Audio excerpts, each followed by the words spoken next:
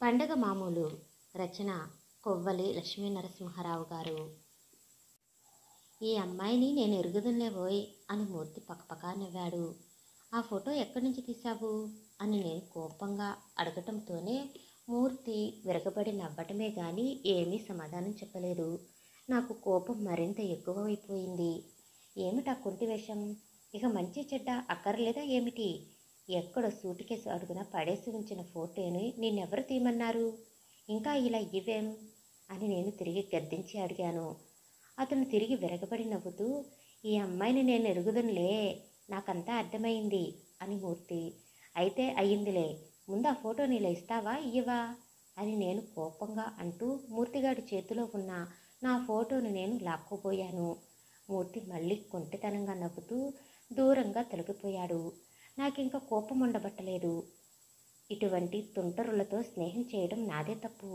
మంచి మర్యాద లేకుండా ఇంత మూట ప్రవర్తనమేమిటి అనేసి నేను కోపంతో వెళ్ళి నా వాలు కుర్చీలో కూర్చున్నాను. నాకు తెలిసి ఉన్న విషయాన్ని గురించి నువ్వింత భయపడతావెందుకోయ్ రామం? ఏం తెలుసునేమిటి నీకు గుడ్డు? ఈ ఫోటోలో అమ్మాయి గోపాలరావు నాయుడు గారి కూతురు అరవిందా. తెలిస్తే ఏమంటావు? అబ్బే ఏమీ అనను. నీ ఫోటో నిన్ను పెట్టెలో పెట్టుకోమంటాను. దాచుకుంటాను, ఇలా ఇయ్యి, తీసుకో అని అతడు నా ఫోటోను నాకు అందయ్యబోయి మళ్ళీ లాక్కున్నాడు. ఇదిగో మూర్తి, ఇటువంటి మూట వేళాకోళాలెప్పుడు ఆడకు, తెలిసిందా? అసలు నా సూటి కేసును ముట్టుకోమని నీకెవరు చెప్పారు అని నేను కోపంతో మూతి ముడుచుకుని తీవ్రంగా అనడము చూసిన మూర్తి నాకు నిజంగానే కోపం వచ్చిందని గ్రహించుకున్నాడు. మదరాసు చదువుకు వెళ్ళినప్పటి నుంచి కూడా మూర్తి నా రూమ్మేటు, క్లాస్మేట్ కూడాను. అతనిది కూడా మా ఏలూరే.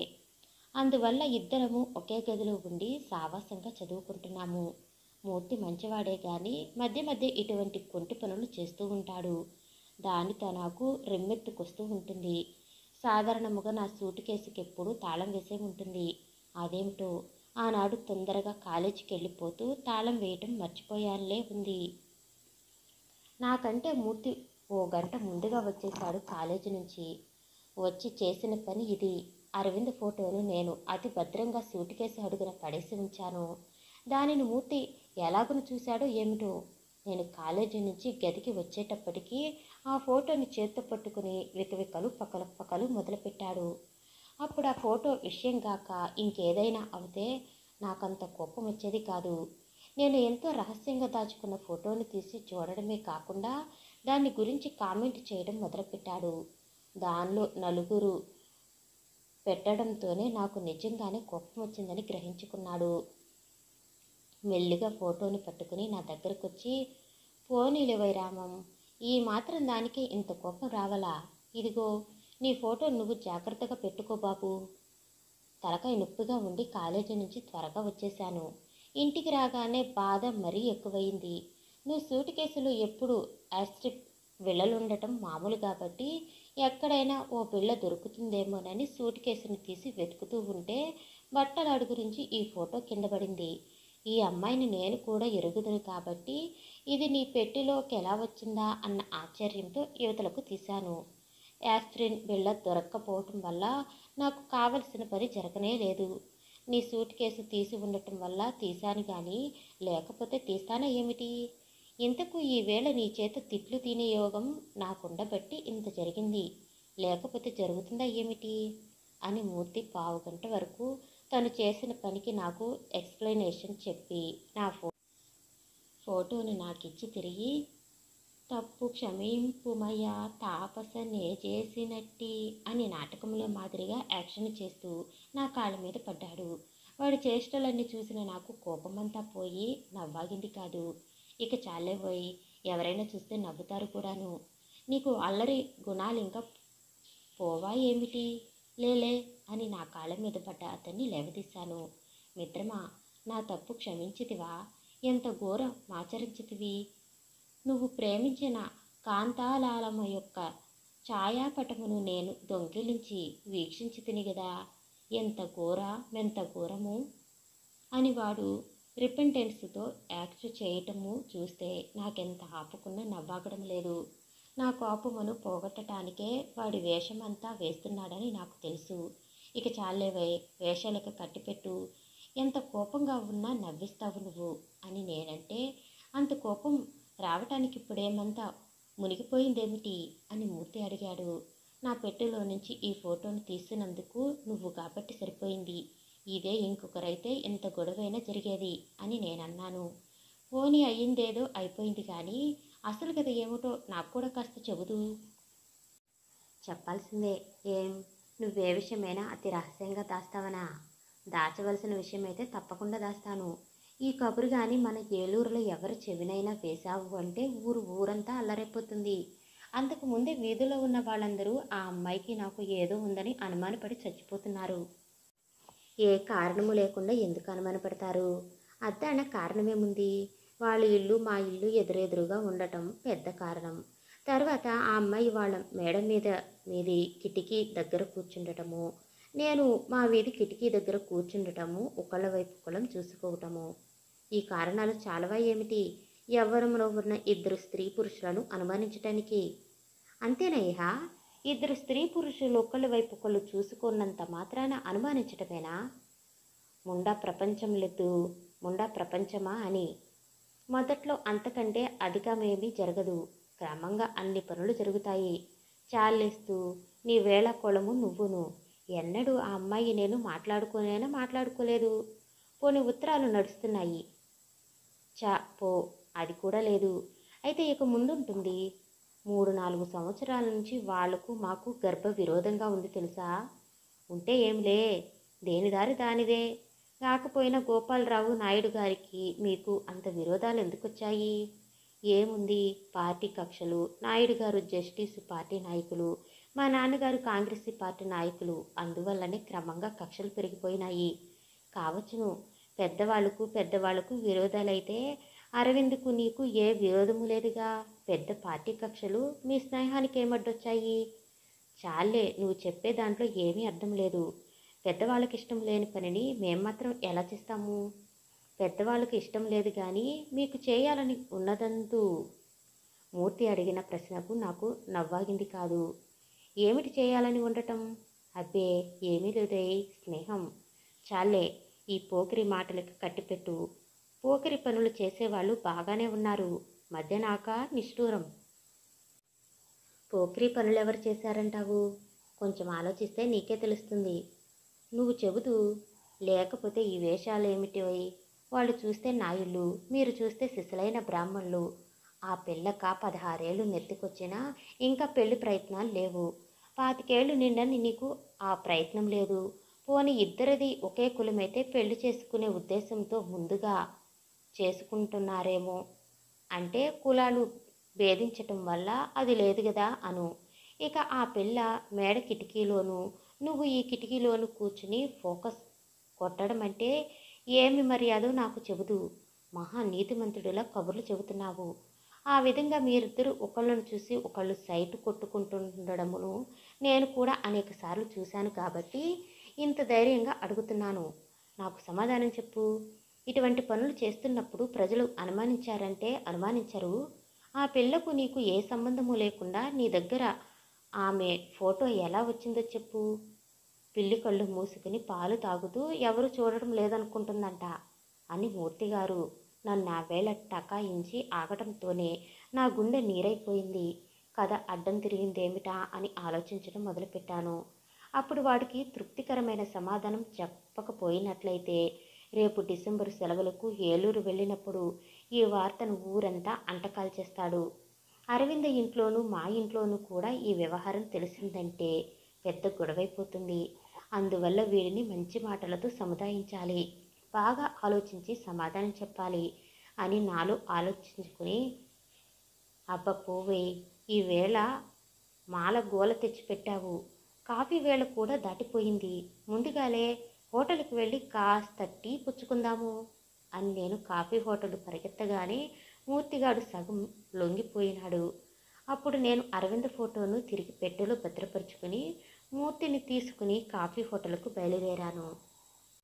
కాఫీ హోటల్ నుంచి మస్తుగా తిని యువతలకి వచ్చాకైనా మూర్తిగాడు అరవింద్ విషయం మర్చిపోతాడేమోననుకున్నాను.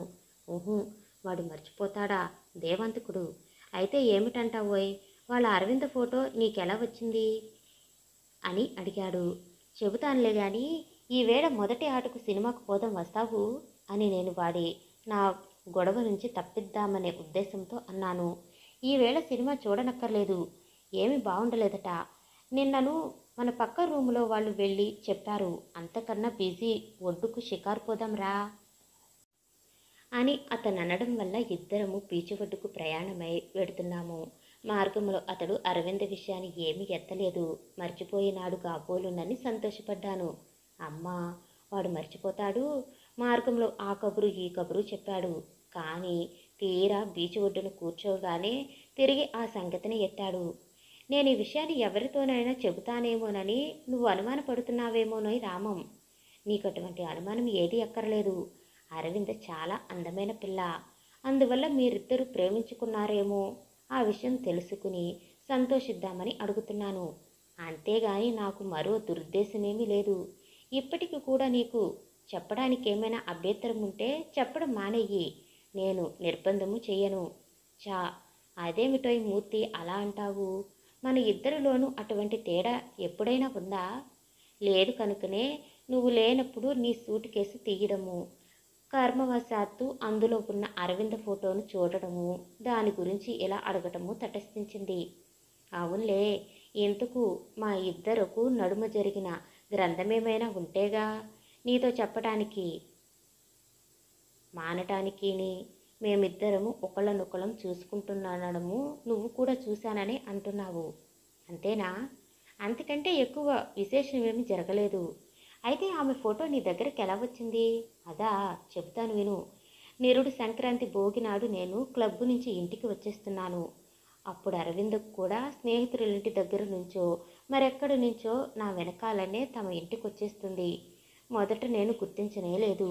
అందుకు ముందు నుంచి మా ఇంటి కిటికీలో నుంచి నేను, వాళ్ళ మేడ కిటికీలో నుంచి ఆమె ఒకళ్ళనొకళ్ళం చూసుకుంటుండడము, చిరునవ్వులు నవ్వుకుంటడము జరుగుతున్నాయే అనుకో. అయితే ఎన్నడూ ముఖాముఖిని మాట్లాడుకోలేదు. అందుకు పెద్దవాళ్లకు గల విరోధం కారణమని చెప్పానుగా. సరే, ఆ విధంగా ముందు నేను వెనక ఆమె నడుస్తున్నామనుకో. మసక చీకటిగా ఉంది. రోడ్డు మీద జనం కూడా ఎవరు ఎక్కువగా నడవటం లేదు. అందువల్ల మాట్లాడడానికి అదే మంచి సమయం అనుకుందో ఏమో. దగ్గరగా వచ్చి వెనుక నుంచి, దొరగారు క్లబ్బు నుండి ఇంటికి వెడుతున్నారులే ఉంది అంది. నేను ఆశ్చర్యంతో ఇట్టే వెనుదిరిగి చూశాను. ఆమె అరవింద. ఆమె నాతో మాట్లాడటం అదే మొదటిసారి, ఆఖరిసారి కూడాను. ఎప్పుడు లేని దానాడ రోడ్డు మీద అలా ఆమె మాట్లాడినందుకు నాకు చాలా ఆశ్చర్యం కలిగింది. 10 నిమిషాల వరకు తిరిగి సమాధానం చెప్పలేక తర్వాత వెనకాల దొరసానమ్మ గారొస్తున్న విషయమును గమనించనేలేదు అన్నానెలాగో ధైర్యం చేసి. ఆ మసక చీకటిలో ఆమె అద్భుత సౌందర్యాన్ని దగ్గర నుంచి చూసి నేను ముగ్ధుడనైపోయాను. అంత దగ్గర నుంచి నేనామెనెప్పుడూ చూడలేదు. పండుగ కాబట్టి తలంటి పోసుకున్న కుర్రలను వదులుగా వాలుజడను సగమల్లుకుని వదిలేసి ఆ జడ మీద 2 సంపెంగ పువ్వులను ఆకులతో తురుముకుంది. చుట్టూ వెడల్పు జరి ఉన్న కాఫీ కలరు సిల్క్ చీర కట్టుకుని బర్మా శాండిల్స్ను టక్ టెక్ చప్పుడు చేస్తూ నా సరసన నడుస్తున్న ఆమె నా కళ్ళల్లోకో గంధర్వ స్త్రీలా కనిపించింది. కానీ సామాన్య స్త్రీలాగున కనిపించలేదు. నాకు బాగా జ్ఞాపకముంది కూడాను. అప్పుడు ఆమె చేతిలో ఏదో పట్టుకుని ఉంది కూడాను. ఏమిటిది అని నేను ఆమెను యథాలాపంగా అడిగాను. చెప్పుకోవాలి అని ఆమె నవ్వుతూ అంది. నాకేం తెలుసు అని నేను తిరిగి అడిగాను. చెప్పుకున్న వాళ్లకు మంచి బహుమతి అంది ఆమె తిరిగి.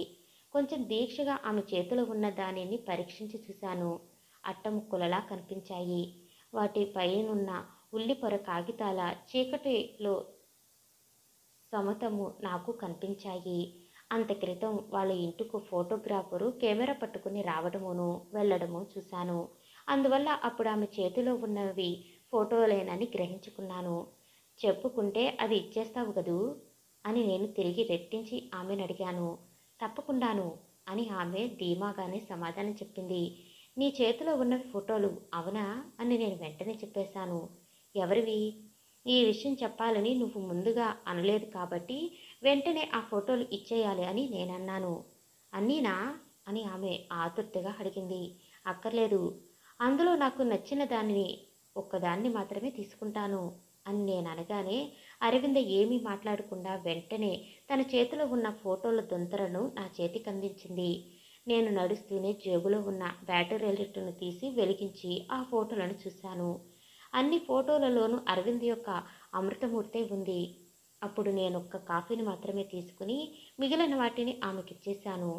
తన ఫోటోను నేను అరవింద తీసుకున్నందుకు ఆమె ఏమి అనుకుంటుందో ముఖ లక్షణాలను బట్టి తెలుసుకోవాలన్న ఉద్దేశంతో చేతిలో ఉన్న బ్యాటరీ లైటును ప్రయత్నంగా ఆమె ముఖంలోకి ఫోకస్ చేసి చూశాను. అప్పుడు ఆమె ముఖమలంలో నుంచి చిరునవ్వు లొలకడమును తప్ప నేనింక దేనిని చూడలేదు. నేను ముఖంలోకి బ్యాటరీ లైటును వేసి చూడగానే ఆమె తన విశాలమైన నల్లటి కళ్ళ నోమారు చికిలింది.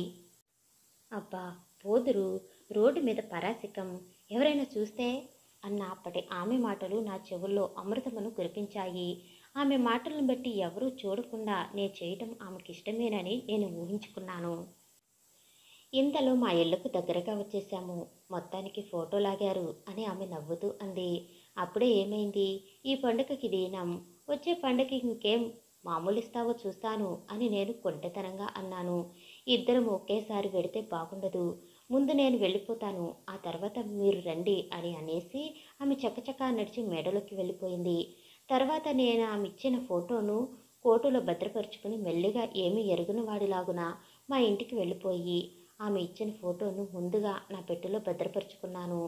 సరే, పండుగ వెళ్ళిపోగానే నా సెలవులు అయిపోయినాయి కదా, వెంటనే నేను ఇక్కడికి వచ్చేయటం వల్ల ఆమెకు నాకు ఇంకేమీ జరగలేదు అని నేను చెప్పిన దాని అంతటిని ఆలకించిన మూర్తి, సరే ఇంకేం, ఇంత గ్రంథం జరిగితే ఏమీ జరగలేదంటావేమిటి అన్నాడు.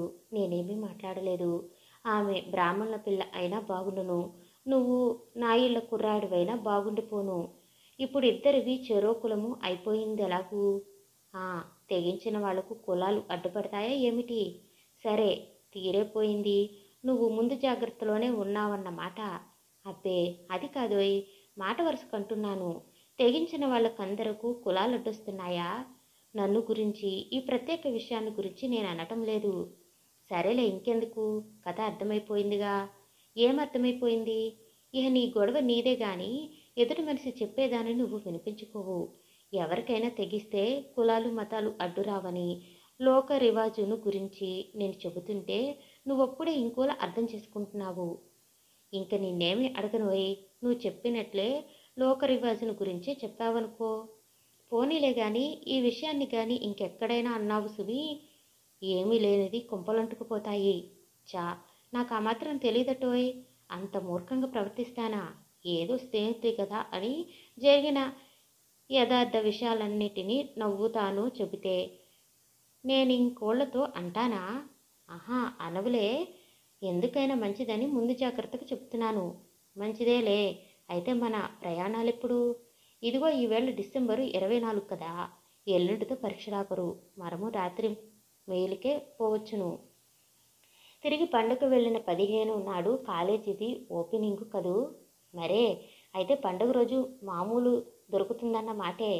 అబ్బపోదు, ఇక నువ్వేది పట్టుకుంటే అదే వేళకోళం. బీచి దీపాలు వెలిగించారు, ఇక పోదాంలే అని నేననడంతోనే మూర్తి కూడా లేచాడు. ఇద్దరము బీచ్ దగ్గర బయలుదేరి గృహోన్ముఖంగా బయలుదేరాము. మార్గంలో 2-3 సార్లు మూర్తి అరవింద విషయం ఎత్తి నన్ను వేళకోళం చేయాలని చూశాడు గాని నేను వినిపించుకోనట్లు ఊరుకోవటం వల్ల అతనేమీ చేయలేకపోయినాడు. అయ్యలారా, అమ్మలారా, పచ్చపెట్టెలోని మీ ఓటు వేయండి అని కొందరు కుర్రాళ్ళు పచ్చపెట్టెలను చేతిలో పట్టుకుని జెండాలతో ఊరేగుతూ ఉండగా వారికి వెనకాల ఏం ఓటు కావాలా? జస్టిస్ పార్టీ ఓటు కావాలి అని మరో తండా బయలుదేరి ఊరేగుతుంది. ఆ విధంగా ఓట్ల కోసం ప్రచారం జరగటం అదే మొదటిసారి నేను చూశాను. ఎవరిని అడుగునక్కర్లేకుండానే ఆ వ్యవహారం ఏమిటో నాకు అర్థమైపోయింది. అయితే అవి ఏ బాబతు ఎలక్షన్లో పోటీదారులెవరో మాత్రం తెలిసింది కాదు. మా నాన్నగారు మొదటి నుంచి రక్తమాంసాలను కాంగ్రెస్కు సమర్పించి 2-3 సార్లు జైలుకు కూడా వెళ్ళవలసిన వారే. అందువల్ల నాకు కాంగ్రెస్ నందుండే అభిమానం పోలేదు. కాంగ్రెస్ పేరు చెప్పగానే నా నరాలు పొంగుతాయి. ఒక విధమైన ఉద్రేకం కలుగుతుంది. ఇంటి యజమానిని బట్టే కదా ఇంటిల్లిపాది నడుచుకుంటారు. మా ఇంట్లో 5-6 రాట్నాలు ఎప్పుడు పనిచేస్తుంటాయి. అందరము శుద్ధకద్దరం తప్ప మరో రకం బట్టను వాడం. మచ్చుకైనా ఒక్క విదేశీ గుడ్డ పీలిక కనబడదు. మా ఇంట్లో స్వతహా కాంగ్రెసు నందు అటువంటి అభిమానమును కలిగిన నేనానాడు ఆ ఓట్ల సంబరమును చూడగా అప్పుడు జరుగుతున్న ఎలక్షన్లేమిటో పోటీదారులెవరో తెలుసుకుందామన్న బుద్ధి పుట్టింది నాకు. పల్లెటూరి ఆసామిలాగున ఆ మార్గస్థుల నడగటం కంటే ఇంటికి పోయి నాన్నగారిని అడగటమే ఉత్తమని తోచింది. నేను మద్రాసులో చదువుకుంటున్నప్పటికీ ఎప్పటికప్పుడు పేపరు చూడటము, ప్రపంచంలో జరుగుతున్న సహాయ నిరాకరణ విషయాలు, ఇతర సంగతులు తెలుసుకుంటుండేవాడిని. మా నాన్నగారు శిశులైన దేశ సేవకులు కాబట్టి నాచే హూణా విద్యను చదివించటం వారికిష్టమే లేదు. అయితే తీరా బిఏలోకి వచ్చాను. ఆ 2 సంవత్సరాలు పూర్తి చేయకుండా మధ్యలో మానేయడం ఎందుకనే ఉద్దేశంతో నేనే చదువుతున్నాను. అంతకుముందు అంటే 4 సంవత్సరాల క్రితం మా నాన్నగారు ఏలూరులో వకీలు వృత్తిలో చాలా గొప్ప పేరును సంపాదించారు.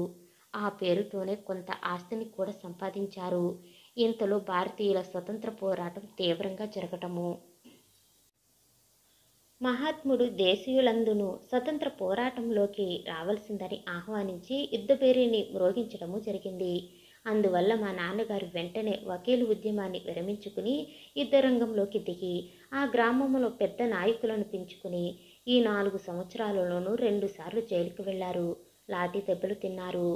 నేను మద్రాసు నుండి డిసెంబరు సెలవులకని ఏలూరు వచ్చేసి అప్పటికంతా 2 రోజులయ్యింది. అందువల్ల ఆ గ్రామంలో జరుగుతున్న ఎలక్షన్ పోటీలను గురించి ఏమీ తెలిసింది కాదు. ఆనాడు క్లబ్బు నుంచి ఇంటికి వస్తూ ఉండగా మార్గంలో కనిపించిన ఓట్ల సంబరమును బట్టి కొంతవరకు తెలుసుకున్నాను. ఇంటికి వెళ్ళగానే నాన్నగారిని అడిగి మిగతా వివరాలనన్నింటినీ తెలుసుకుందామనే ఉద్దేశంతో మార్గములో 1-2 పనులున్నప్పటికీ వాటిని చూసుకోకుండానే ఏకాఏకిని ఇంటికి వెళ్ళిపోయాను. నేను ఇల్లు చేరుకునేటప్పటికీ నాన్నగారు కూడా అప్పుడే ఇల్లు చేరుకుని సావిట్లో వాలుకుర్చీలో కూర్చున్నారు. ఏమండి నాన్నగారు, ఇప్పుడు జరుగుతున్న ఎలక్షన్లేమిటి? తెలియదు. District board. అలాగా? అయితే ఈసారి కాంగ్రెస్ అభ్యర్థులు కూడా పోటీకి నిల్చున్నారా ఏమిటి? పదవి స్వీకారాన్ని మనం ఇంతవరకు ముందు తృణీకరించాము కాదు నాన్నగారు. అవును అవును రామం, మనం ఇంతకు ముందు తృణీకరించాము. ఇప్పుడు స్వీకరించి స్థానిక సంస్థలన్నిటిలోనూ ప్రవేశింపజేయవలసినదిగా కాంగ్రెసు సంస్థ ఆదేశించింది. అన్ని తావులలోనూ ఇదే విధంగా కాంగ్రెసు వాదులు పోటీలకు నిలుస్తున్నారు. ఈ విషయాన్ని నువ్వు పత్రికలలో చూడటం లేదు? ఈ మధ్య పరీక్షల హడావిడిలో పేపరును సరిగా చూడటం లేదు నాన్నగారు. అందుకని అడుగుతున్నాను. మన ఊళ్ళో ఎవరు నిలబెట్టారు? 1 సీటుకు తప్ప మిగతా సీట్లకు పోటీ లేదు. అందరూ కాంగ్రెస్ నాయకులే. అయితే ఆ 1 సీటుగా ప్రతికక్ష ఎవరు నిల్చున్నారు? మన ఇంటికి ఎదురుగా ఉన్న గోపాలరావు నాయుడు గారే జస్టిస్ పార్టీ తరపున నిల్చున్నారు. ఈ 1 సీటుకు కూడా పోటీ లేకుండా ఉంటే చాలా బాగుండును కదండి నాన్నగారు. బాగానే ఉండును మరి. ఇప్పుడు నాయుడు గారి కెదర నిల్చున్న కాంగ్రెసు వాది ఎవరు? వీర్రాజు పంతులను నిలబెట్టాను. మీరు కూడా దేనికైనా నిల్చున్నారా? లేదు. పై ప్రచారాన్ని విరివిగా సాగించటానికి వీలుండదని నేను నిల్చోలేదు. కాంగ్రెస్ అన్న తర్వాత అందరూ ఒకటేగా. అవునులేండి. అయితే ఇప్పుడు నాయుడు గారి పార్టీ బలమేలా ఉందేమిటి? చాలా ఎక్కువగా ఉంది.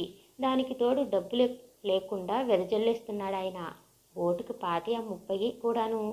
అబ్బా! ఇంతేకాకుండా ఏ ఊళ్ళోనూ లేనటువంటి దుర్మార్గ కార్యాలను చేయిస్తున్నాడీయన. అంటే కాంగ్రెస్ వాదులు ఎక్కడనిపిస్తే అక్కడ తన అనుచరులను ప్రోత్సహించి చావగొట్టిస్తున్నాడు. ఎంత అన్యాయము! అయితే మీరెందుకు ఊరుకున్నారు? ఊరుకున్నామా? సహస్రాంత గ్రంథం జరిపించాము. అయితే ఏమి లాభం? పై మద్రాసును ఎంబలిస్లో ఆయన మామగారు మెంబరుగా ఉండటం వల్ల ఆయన ప్రతి విషయంలోనూ అల్లుడికి ఉపకారం చేస్తున్నాడు. అది అలా చెప్పండి. ఆ ధైర్యం చూసుకునే నాయుడు గారి అన్యాయానికి దిగారు. ఏమైనా ఆయన ఇంత అన్యాయానికి దిగరాదు. అయితే ఇప్పుడే అవుతుందంటారు? ఏమో, ఏం చెప్పగలం. ఈ 1 స్థానము కాంగ్రెస్కు దక్కుతుందని నమ్మకం లేదు నాకు. అయినప్పటికీ రాత్రింబగలు నిద్రాహారాలు విసర్జించి పాటుపడుతున్నాము. నాయుడు గారికి నా మీద పీకల దాకా క్రోధముంది. అది ఈ వేళది కాదులేండి. ఇప్పటికీ 2-3 సంవత్సరాల క్రితం నుంచి కూడా ఆయన మన మీద కత్తికట్టి కక్ష సాధిస్తున్నాడు. ఈ పార్టీ ఫీలింగులో చివరకు బుర్రలు కూడా బద్దలవుతున్నాయి. మొన్న ఓట్లు ఊరేగింపులో 2 పార్టీల వాళ్ళు రోడ్డు మీద నడుస్తున్నారు. చూస్తుండగా జస్టిస్ పార్టీ వారందరూ కలిసి కాంగ్రెస్ పార్టీ వారిని కర్రలతో చావుమోదారు. వెంటనే కలెక్టర్ గారి దగ్గర అర్జీ పెట్టాను. కానీ న్యాయం దొరకలేదు. డిసిప్లిన్ యాక్ట్ ప్రకారం నాయుడు గారు చేసింది తప్పు కాదని కొట్టేశారు. ఏం చేస్తాము? నన్ను రోడ్డు మీద చూస్తే నిప్పులు కక్కుతాడు నాయుడు. నాతో అతగాడి ఇంతకు ముందు 3 ఏళ్ల నుంచి మాటలాడటం మానేశాడన్న విషయం నీకు తెలిసిందే. మీ ఒక్కరితోనే కాదు నాన్నగారు, మన కుటుంబంలో ఎవరిని చూసినా అతడు కళ్ళంట నిప్పులు రాలుస్తాడు. నిరుడు వేసంగి సెలవుల్లో నేను ఇక్కడికి వచ్చినప్పుడు నాయుడు గారింటికో మాట పేపర్ కోసం వెడితే అప్పుడు ఆయన సాబెట్లో ఉండి పేపరు లేదు గీపరు లేదు గెటౌట్ అంటాడు నాకు తెలుసు. ఎందుకు కారణం ఏమిటంటే మన వల్ల కాంగ్రెస్కు ఎక్కువ బలం చేకూరుతుందని. ఈ ఊళ్ళో మనం కూడా అతని జస్టిస్ పార్టీలో కలిశామంటే అతని పార్టీకి ఎక్కువ బలం చేకూరుతుందని, మనం అలా చేయకుండా కాంగ్రెస్ని నమ్ముకుని ఉన్నామని అతనికి కోపం. ఈ ఎలక్షన్లకు పూర్వం 5,000 ఇస్తానని కాంగ్రెస్ను విడిచిపెట్టి తన పార్టీలోకి రావాల్సిందని అతను నాకు కబురు పంపాడు. ఎంత నీచమో చూడు. అప్పుడే నేను నా ప్రాణం హరి అనే వరకు నా కాంగ్రెస్ను విడిచిపెట్టనని, అటువంటి కబుర్లు ఇంకెన్నడూ పంపవద్దని గట్టిగా చెప్పాను. అప్పటి నుంచి నా మీద మరీ కక్ష పెట్టాడు. నాయుడు చాలా దుర్మార్గుడు నాన్నగారు. ఈ కక్ష కొద్దీ ప్రాణానికి అపాయం కూడా తలపెడతాడో ఏమో. కాస్త జాగ్రత్తగా ఉండాలి. పోనీ రామం, అంతకంటే ఇంకేం చేయలేడు. స్వతంత్ర యుద్ధంలో పోరాడి ప్రాణాలు విడిచిపెట్టిన నాకు నాయుడు గారు వీరస్వర్గాన్ని ప్రసాదించిన వారవుతారు. అంతకంటే ఇక కావాల్సింది ఏముంది? నేను అంతరించినంత మాత్రాన నాతో పవిత్రమైన కాంగ్రెస్ సంస్థ అంతరించదు కదా అని మా నాన్నగారు చెప్పిన మాటలు విన్నప్పుడు నా శరీరంలోని రక్తం ఉడికెత్తి పొంగింది. ఈ ఎలక్షన్లో కాంగ్రెస్కి సంపూర్ణ విజయము చేకూర్చడానికి నేను కూడా పాటుపడతాను. ఆ విషయం నన్ను అడగాల రామం. నేను చదువును మానేయమని ఇంతకు ముందెన్నడో సార్లు చెప్పాను, విన్నావా? అది నా తప్పే. తీరా 2 సంవత్సరాలలో ఉన్న బిఏను పూర్తి చేయకుండా మానడం ఇష్టం లేకపోయింది. 1 సంవత్సరం అయ్యేపోయింది. ఇంకో సంవత్సరం కదా. ఇంకో సంవత్సరం కాదు, 10 సంవత్సరాలైనా చదవచ్చు. అయితే దానివల్ల ప్రయోజనం సున్నా. నువ్వు ఆ కళాశాలలో నేర్చిన చిలక పలుకులకు ఎందుకు పనికిరావు. ఈ ఓణ విద్య సభ్యనిసించడం వల్ల నేను నీ కుటుంబాలు పంచల పాలవుతున్నాయో నువ్వు గుర్తించలేకుండా ఉన్నావు. ఆ విద్య గడ్డిపోచకైనా కొరగాని విషయం ఉన్నటుంచి మహాత్ముని ఆదేశానుసారంగా భారతీయులందరూ స్వతంత్ర పోరాటంలో పాల్గొని దేశ కళ్యాణానికి తోడ్పడకపోతామే ఎలాగూ? మీరు చెప్పిన దాంట్లో ఒక్క అక్షరమైనా పొరపాటు లేదు నాన్నగారు. ఈ 1 సంవత్సరము కూడా గడిచిపోనియండి. ప్రాజ్ఞుడవైన నీకు నేనేం చెప్పనక్కర్లేదు. ఈ ఎలక్షన్ తేదీ ఇంకా ఎన్ని రోజులుంది నాన్నగారు? ఈ రోజుకి సరిగా 15 రోజులుంది. ఈ 15 రోజుల్లోనూ నేను కూడా కాంగ్రెస్ తరపున ప్రచారం చేసి విజయమును చేకూర్చడానికి పాటుపడతాను. ప్రజల యొక్క దేశహిత విలాసను కొల్చడానికి ఇదో చక్కటి అవకాశం. దేశం మీద ఎంత భక్తి ఉన్నా, కాంగ్రెస్ మీద ఎంత అభిమానం ఉన్నా డబ్బు వైపు హృదయాలు లాగబడటం సహజం. అందువల్ల ఈ పోటీలో కాంగ్రెస్ నెగ్గుతుందన్న నమ్మకం నాకేమీ లేదు. నాయుడు గారింతవరకు ఈ ఎలక్షన్ కింద ఏమాత్రం ఖర్చు పెట్టారేమి? రోజుకు 5,000 చొప్పున ఖర్చు పెడుతూ ఉన్నట్లు అంచనా వేయబడింది. అబ్బా, అంతేకాకుండా తానోడిపోతే తన దగ్గర డబ్బు పుచ్చుకున్న వాళ్ళందరి సంగతి కనుక్కుంటారని ఆయన ఓటరులను భయపెడుతున్నాడు అని మా నాన్నగారు చెప్పిన మాటలను బట్టి ఆ స్థానం కాంగ్రెస్కు దక్కుతుందన్న నమ్మకం నాకు కూడా లేకపోయింది. అయినప్పటికీ సాహసంతో మా నాన్నగారితో కలిసి కాంగ్రెస్ పక్షము అవలంబించి పనిచేయటానికి నేను ఎక్కువగా ఉత్సాహపడ్డాను. దేశ హితైక సంస్థ కాంగ్రెస్ తప్ప మరి ఒకటి లేదు. నాయన్లారా, మీ ఓటు యొక్క విలువను గుర్తించండి. దయచేసి మీ ఓటును కాంగ్రెస్ అభ్యర్థికి మాత్రమే వేయండి అని ఈ విధంగా అహర్నిశములు ఇంటింటికి మనిషి దగ్గరకు వెళ్ళి నేను, మా నాన్నగారు, ఇంకా కొందరు కాంగ్రెస్ అభిమానులు ప్రచారం చేస్తున్నాము. ఇళ్లలోని ఆడవాళ్ళు కూడా తమంతట తామే యువతలకు వచ్చి కాంగ్రెస్ తరపున బ్రహ్మాండంగా ప్రచారం చేస్తున్నారు. ఏ మూల చూసినా కాంగ్రెస్ జెండాలతో ఊరేగింపులు జరుగుతున్నాయి. ప్రబోధనలు జరుగుతున్నాయి. జస్టిస్లు పార్టీ వారంతకంటే అధికంగా ప్రచారం చేస్తున్నారు. డబ్బు మంచినీటి ప్రవాహంగా ఖర్చు పెడుతున్నారు. జస్టిస్ పార్టీ వారు సందు సందుల్లో పట్టుకుని కొడుతున్నప్పటికీ కాంగ్రెస్ వారు ఆ దెబ్బల్ని అన్నింటినీ శాంతంతో భరిస్తూ తమకు విజయం చేకూరాలనే ప్రయత్నం చేస్తున్నారు. ఎలక్షన్ తేదీ దగ్గర పడుతున్న కొద్దీ రెండు పక్షాలకు పట్టుదలలు ఎక్కువవుతున్నాయి. ప్రాణాల మీద కూడా ఆశ వదులుకొని పాటుపడుతున్నారు. ఎన్నడూ ఎండైనా ఎరుగని స్త్రీలు సైతము కాంగ్రెస్ పక్షము నవలంబించి ప్రచారం చేస్తున్నారు. ఇది చూసి జస్టిసు పక్షాన కూడా కొందరు స్త్రీలు బయలుదేరి తమ పార్టీ అభ్యర్థికే ఓటు నీయవలసిందిగా ప్రచారం చేస్తున్నారు. అందరికంటే గోపాలరావు నాయుడు గారి కూతురు అరవింద జస్టిస్ పార్టీ తరఫున కాన్వస్ చేస్తూ తన తండ్రిని ఎలక్షన్లో నెగ్గించాలని చాలా పట్టుదల చేస్తుంది. ఏ వీధిలో చూసినా అరవిందే, ఏ మూల చూసినా అరవిందే ప్రచారం చేస్తుంది. ఈ వ్యవహారం అంతా చూసిన కొద్దీ నాకు పట్టుదల మరింత ఎక్కువయింది.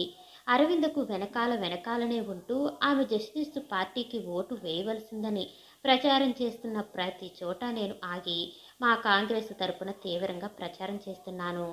కార్యరంగంలోకి దిగకుండా ఉన్నంత కాలము ఎలా ఉండేదో కానీ ఇప్పుడు ప్రాణాలపై కూడా ఆశ వదులుకుని యుద్ధరంగంలో కురికి విజయలక్ష్మి కోసం పోరాడే వీరులాగా మేమందరము పనిచేస్తున్నాము. మా నరాలు మాకే తెలియటం లేదు. ఆకలి దప్పులు మరిచిపోయినాము. అప్పటికి 5 రోజులు గడిచింది. అందరి ముఖాలు బడలికలతో వాడిపోయినాయి. ఇంకా 10 రోజులు గడవాలి. ఎలా గడుస్తాయో ఎవరికీ తెలియదు. రాత్రనక పగలనక నిద్రనక ఆహారం అనక ప్రచారం చేస్తున్నాము. జస్టిస్ పార్టీ వారధికంగా డబ్బు ఖర్చు పెడుతుండటం వల్ల బలం వారికే ఎక్కువగా ఉన్నట్లు మాకు తెలుసు. అయితే ఆశ వదులుకోకుండా మాకే జయము చేకూరాలని విశ్వ ప్రయత్నాలు చేస్తున్నాము. అది 6వ రోజు. ఆ వార్డుకు చెందిన 10 ఓట్లు ఒకే చోట ఉన్నాయి. మార్కెట్లో అందరూ షావుకార్లు. నేనానాటి ఉదయం కొందరు పరివారంతో అక్కడికి వెళ్ళాను. అంతకుముందే ఆ ఓట్లన్నీ జస్టిస్ పార్టీ వల్ల కాన్వస్ చేయబడ్డాయి. కొంత డబ్బు కూడా పుచ్చుకుని ఉంటారని నాకు అనుమానం. అప్పటికి నా ప్రయత్నము మాత్రం నేను మానలేదు. తండ్రులారా, డబ్బు శాశ్వతం కాదు. దేశం యొక్క క్షేమము మీ పవిత్రమైన ఓటుపై ఆధారపడి ఉంది. దానిని సవ్య మార్గంలో ఉపయోగించటం ప్రతి భారతీయునుకున్న విధి. ఇప్పటి ప్రపంచంలో దేశహితవును కోరేది కాంగ్రెస్ సంస్థ ఒకటి తప్ప మరి ఒకటిది లేదను యథార్థ విషయం ఈకెళ్ల వరకు తెలిసిందే. ఈ ఒక్క వార్డు తప్ప మిగిలిన అన్ని వార్డుల్లోనూ కాంగ్రెస్ అభ్యర్థులే పోటీ లేకుండా నిల్చున్నారు. ఈ వార్డులో కూడా మీ ఓటును కాంగ్రెస్ అభ్యర్థికే దయచేయించిన ఎడల నేటి ఎలక్షన్లో మన ప్రాంతానికి సంపూర్ణ విజయము కాంగ్రెస్కే లభిస్తుంది. కనుక నాయన్లారా, నా ప్రార్థన ఆలకించి మీ విద్యుక్త ధర్మాన్ని మీరు నెరవేర్చండి అని నేను చెప్పటం పూర్తి చేయగా, చిత్తం అలాగేలేండి, మేము కాంగ్రెస్కి ఓటు చేయటానికి నిశ్చయం చేసుకున్నాము అని ఓ వర్తకులు చెప్పారు. అప్పటికి నా శ్రమ ఫలించిందని నేను సంతోషించాను. అందరికీ నమస్కారం చేసి వెనుతిరిగి వెళ్ళిపోయేటప్పటికక్కడ అరవింద నిల్చుని ఉంది. అంతకు ముందెంత సేపటి నుంచి ఆమె అక్కడ నిల్చుని ఉందో నాకు తెలియదు. అప్పుడు నేను గావించిన ప్రచారాన్నంతటినీ ఆమె ఆలకించే ఉంటుంది. మరి 2-3 స్త్రీలతో తాను కూడా అక్కడికే ప్రచారం చేయటానికి వచ్చి ఇంతలో నేనక్కడ ప్రచారం చేస్తుండటం వల్ల వింటూ వేచి ఉందని నేను గ్రహించుకున్నాను. వెళ్ళిపోతూ ఉండగా అరవింద నా ముఖంలోకి ఒక్కసారి చూసింది చిరునవ్వు ముఖంతో. నేను కూడా అప్పుడు ఆమె ముఖంలోకి చూశాను. ఇద్దరి చూపులు క్షణ మాత్రం కలుసుకున్నాయి. కానీ ఆమె అభిప్రాయం ఏమిటో నాకేమీ అర్థం కాలేదు. అంతకు ముందు ఆమెను నేను అనేక సార్లు చూశాను. ఆమె కూడా నన్ను చూసింది. కానీ ఈ విధంగా ఎన్నడూ జరగలేదు సరిగదా. నన్నెప్పుడు చూసినా పరమశత్రువును చూసినట్లు చూసేది. యథార్థానికి ఆమె నాకు శత్రువు, నేను ఆమెకు శత్రువును. వాళ్ళ ఇల్లు మా ఇల్లు ఎదురుగా ఉన్నప్పటికీ 4 సంవత్సరాల నుంచి మా 2 కుటుంబాలకు మాటలు లేవు. అందుకు పార్టీ ఫీలింగే కారణం. ఆమె తండ్రి జస్టిస్ పార్టీకి నాయకుడు, మా తండ్రి కాంగ్రెస్ పార్టీకి నాయకుడు. అప్పుడు అరవింద చూసిన చూపులో హేళన భావమివిడి ఉందేమోనని నేను మొదట అనుకున్నాను. ఆమె కళ్ళ వెలుగు పరిహాసమేమోనని అనుమానించాను. కానీ అప్పుడు ఆమె ముఖంలోని ప్రేమజ్యోతిని నేను చూడగలిగాను. ఆమె కళ్ళంట కురిసిన అనురాగ వర్షాన్ని గుర్తించుకున్నాను. అరవింద 16 సంవత్సరాల నిండు యవ్వనంలో అందగత్తె పూత మెరుగులు నిగారింపుతో ఉన్న ఆమె తనూలత నన్నిట్టే తన వైపుకు లాక్కుంది. క్షణమాత్రం కాలం నేను అప్పటి స్థితిని మర్చిపోయి పిచ్చివాడిలాగున అయిపోయినాను. క్రిందటి డిసెంబరు సెలవులో వచ్చినప్పుడు నేను అరవిందను చూశాను. తిరిగి ఈ డిసెంబరు సెలవులో చూశాను. ఈ సంవత్సరంలోనూ ఆమెలో ఒక అద్భుతమైన మార్పు ఏర్పడింది. ఇంత పరీక్షగా నేనింతకు ముందెప్పుడు ఆమెను చూడలేదు. అప్పుడు మాత్రం చూసేవాడినా? ఆమె నా వైపు దీక్షగా చూసింది కాబట్టి నేను కూడా ఆమె వైపు దీక్షగా చూశాను. నేను వెంటనే తిరిగి నా బాహ్య స్థితిని గ్రహించుకున్నాను. ఆమె నాతో ఏమో మాట్లాడాలని అనుకుంది. కానీ నేను ఆమె చూపులను లక్ష్యం చేయకుండా ఆమె ఈ జస్టిసు పార్టీకి చెందిన పరమశత్రువు అని మనసులో అనుకుని ఇట్టే గిరుక్కున తిరిగి వెళ్ళిపోయాను. అప్పటి మా ఇరువురి పరిస్థితిని అక్కడ ఉన్న వాళ్ళెవరైనా గ్రహించారో ఏమో నాకు తెలియదు. ఆమె నాతో మాట్లాడాలని ప్రయత్నం చేసినప్పుడు నేను తృణీకరించి మోటుతనంగా వెళ్ళిపోయినందుకు అరవింద ఏమనుకుందో ఏమిటోనని నేను తర్వాత ఆలోచించాను. కానీ నాకు ప్రతిపక్ష నాయకురాలైన ఆమె ఏమనుకుంటే మాత్రం నాకు పోయిందేముందని మళ్ళీ అనుకున్నాను. నేను నిరుడు డిసెంబరు సెలవుల్లో వచ్చినప్పుడు ఆమెకి ఇంకా అప్పటికి వివాహం కాలేదని విన్నాను. తర్వాత ఈ సంవత్సరంలోనూ ఎప్పుడైనా అయ్యిందేమో నాకు తెలియదు. నేను కాంగ్రెస్ పక్షానికి విజయము చేకూర్చడానికి శాయశక్తులా ప్రయత్నం చేస్తున్నట్లుగానే అరవింద ఆ ఎలక్షన్ల పోటీలో జస్టిసు పక్షానికి విజయమును చేకూర్చి తండ్రికి ఆనందమును చేకూరుస్తుండేది. ఈ విధంగా ఆమె దేశానికి ద్రోహం చేస్తుందన్న విషయం తోచగానే నాకు ఆమెపై అపరితమైన అసహ్యం కలిగింది. ఆమె మళ్ళీ బాగా చదువుకున్నది, ప్రపంచక జ్ఞానం కలదిని. తను ప్రచారం చేస్తున్న జస్టిస్ పక్షం మూలంగా దేశానికెంత అనర్థంకం చేకూరుతుందో ఆమె గ్రహించకుండా ఉన్నందుకు ఆమెపై నాకు చాలా కోపం కలిగింది. ఆమె తండ్రి కానీ అప్పటి ఎలక్షన్లో కాంగ్రెస్ అభ్యర్థికి పోటీగా నిలుచుండకపోయినట్లయితే కాంగ్రెస్ విజయానికి ఇంత శ్రమ పడవలసిన అవసరం ఉండేది కాదు కదా అని విచారించాను. ఆనాటి ప్రచారం పూర్తి అవగానే రాత్రి 9 గంటకల్లా ఇల్లు చేరుకున్నాను. భోజనం చేసి తిరిగి బయలుదేరవచ్చును కదా అని నేను ఇల్లు చేరుకునేటప్పటికప్పుడే మా నాన్న భోజనం చేసి ప్రచారానికి బయలుదేరబోతూ నన్ను చూసి ఆగారు. ఏమి రామం, ఎలా ఉంది ప్రచారం? ఈ ఒక్క వార్డులోనూ కూడా మన పార్టీ అభ్యర్థి నెక్కితే మహా బాగుంటుంది పోను సుమా. నెక్కదని అప్పుడే నిర్ధారణ చేసుకున్నారా ఏమిటి నాన్నగారు? ఇప్పుడేం, గోపాలరావు నాయుడు ఎప్పుడైతే ప్రతిపక్షగా నిల్చున్నాడో అప్పుడే ఆశ వదులుకున్నాము. ఎందువల్లను అంటే అతడు డబ్బుగల మోదు బరి, ఈ వార్డులో ఎక్కువ పలుకుబడి గలవాడును. అందువల్ల కాంగ్రెస్ నెగ్గటం చాలా కష్టం. ఆయన కూతురు అరవింద్ చూసావా ఎంత పట్టుదలగా పనిచేస్తుందో, లక్ష్యం లేకుండా రూపాయలు విరజిమ్మేస్తున్నారు. కానీ నాన్నగారు, గోపాలరావు నాయుడంత డబ్బు ఖర్చు పెడుతున్నా, అతడి కూతురెంత పట్టుదలగా పనిచేస్తున్నా, వాళ్ళకి వాటిలో ఏం ఎక్కువ పలుకుబడి ఉన్నా మనకు చేసేవారు మనకు వాగ్దానాలు చేస్తున్నారు. ఈవేళ మార్కెట్లో ఉన్న 10 మంది షావుకారులు కాంగ్రెస్కే ఓటు ఇస్తామని మాట ఇచ్చారు. ఇస్తున్నారు కానీ అటువంటి వాగ్దానాల మీద ఆధారపడి ఉండటానికి వీల్లేకుండా ఉంది. గోపాలరావు నాయుడు దగ్గర ఈ వార్డులో ఉన్న వాళ్ళందరికీ ఏదో పని ఉంటూనే ఉంటుంది. అది కాకుండా డబ్బు విరజమ్మేస్తున్నాడు. కానియండి, ఏది ఎలా జరుగుతుందో అలా జరుగుతుంది. మనం మన ప్రయత్నంలో మాత్రం లోటు లేకుండా తంటాలు పడుతున్నాము. ఈ సమయంలో నువ్వు కూడా ఇక్కడ ఉండటం నాకు చాలా ధైర్యంగా ఉంది రామం. లేకపోతే ఇంకా ఎక్కువ కష్టపడాల్సి వచ్చేది. ఏమైతేనేమిలేండి, ఇంత ప్రయత్నం చేస్తున్నందుకు ఈ వార్డులో కూడా మనం నిలబెట్టిన కాంగ్రెస్ అభ్యర్థి నెగ్గాడు అంటే చాలా బాగుండును. అయ్యా, మా ద్వారా ఓ 25 ఓట్లున్నాయి, ఏమంటారు అని ఒకనాడు ఆ వార్డులో ఉన్న సోమయ్య అనే ఆసామి నా దగ్గరకు వచ్చి అన్నాడు. చిత్తం, మనకు చెప్పవలసిందేముంది? మీరు దేశక్షేమను కోరినవారు, కాంగ్రెస్ వారు ప్రజాక్షేమం కోసం ఎలా పాటుపడుతున్నారో మీలాంటి వారికి వేరుగా చెప్పనవసరం లేదు. మన గ్రామంలో ఒక వార్డు తప్ప మిగతా అన్ని వార్డుల్లోనూ కాంగ్రెస్ అభ్యర్థులే పోటీ లేకుండా నిల్చున్నారు. దయచేసి మీ తరపున ఉన్న ఓట్లను కాంగ్రెస్కు వేయించి మీ ఒక్క వార్డు కూడా కాంగ్రెస్కే దక్కించండి అని నేను చెప్పాను. మాకు అలాగే ఉందండి, కానీ సెలవియండి. నాయుడు గారమ్మాయి ఓటు ఒక్కింటికి 25 రూపాయలు ఇయ్యడానికి సొమ్ము పట్టుకొచ్చి నా దోసిట్లో పోయబోతే నేను ఆ సొమ్మును పుచ్చుకోకుండా తృణీకరించాను. తమరు ఓటు విలువను మీ బాధ్యతలను గుర్తించినారు కాబట్టి అలా ప్రవర్తించారు. సొమ్ము పుచ్చుకోవడము, జస్టిస్ పార్టీకి ఓటు వేయటము నాకు సుతలాము ఇష్టం లేదండి. కానీ తమ ఉదార బుద్ధి కొనియాడదగినది. అయితే మిగతా ఓట్లందరూ సొమ్ము కోసం ఆశపడుతున్నారు.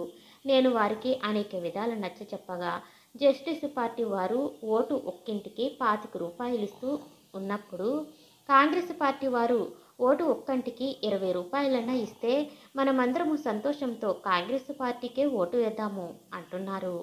ఇంకా అట్టే రోజులు వ్యవధి లేదు కాబట్టి ఈ విషయమును తమ చెవిని వేద్దామని వచ్చాను. అయ్యా సోమయ్య గారు, అటువంటి మాటలు నా చెవిని పడడానికి వల్ల కాదు. అది పవిత్రమైన కాంగ్రెస్ సంస్థకు అవమానకరమైన విషయము. అంతేకాకుండా ఓటు యొక్క విలువను గుర్తించిన వారెవరూ దానిని మొత్తానికి విక్రయించరు. అయితే తమరేమంటారు? మీరు ఆ ఓటర్లకు అందరికీ బోధించి వారికుండే నీచమైన ద్రవ్యాశను పోగొట్టి కాంగ్రెస్కే ఆ ఓట్లు లభించే ఏర్పాటు చేయించండి. అది చాలా కష్టమైనది పనండి. తమరలా అనటానికి వీల్లేదు. ఎదుటి పార్టీ వారు 25 రూపాయలు ఇస్తూ ఉన్నప్పుడు మనం కొంతైనా ఇయ్యకపోతే లాభం ఉండదు. తమరలా అంటే నేను ఇంకేమీ చెప్పలేను. 25 ఓట్ల మొత్తం మీద ఏ 200 రూపాయలైనా ఖర్చు పెడితే వాళ్ళని ఎలా అయినా ఒప్పించవచ్చును. ఇక అటువంటి మాటలు వినకూడదండి. అయితే మీ ఇష్టం. నా శక్తి సామర్థ్యాలన్నీ వినియోగించి ఆ ఓట్లన్నీ కాంగ్రెస్కి వేయించాలనుకున్నాను. మీరలా అంటే ఇంకేం చెయ్యను. కాంగ్రెస్ వాదులు ఓట్లకు డబ్బు ఖర్చు పెట్టకూడదు. అవునులేండి, ఎదురు పార్టీ వారు ఖర్చు పెట్టే దాంట్లో 4వ వంతైనా ఖర్చు పెట్టకపోతే ఎలాగూ? 4వ వంతు కాదు కదా, 4 పైసలైనా ఖర్చు పెట్టరు.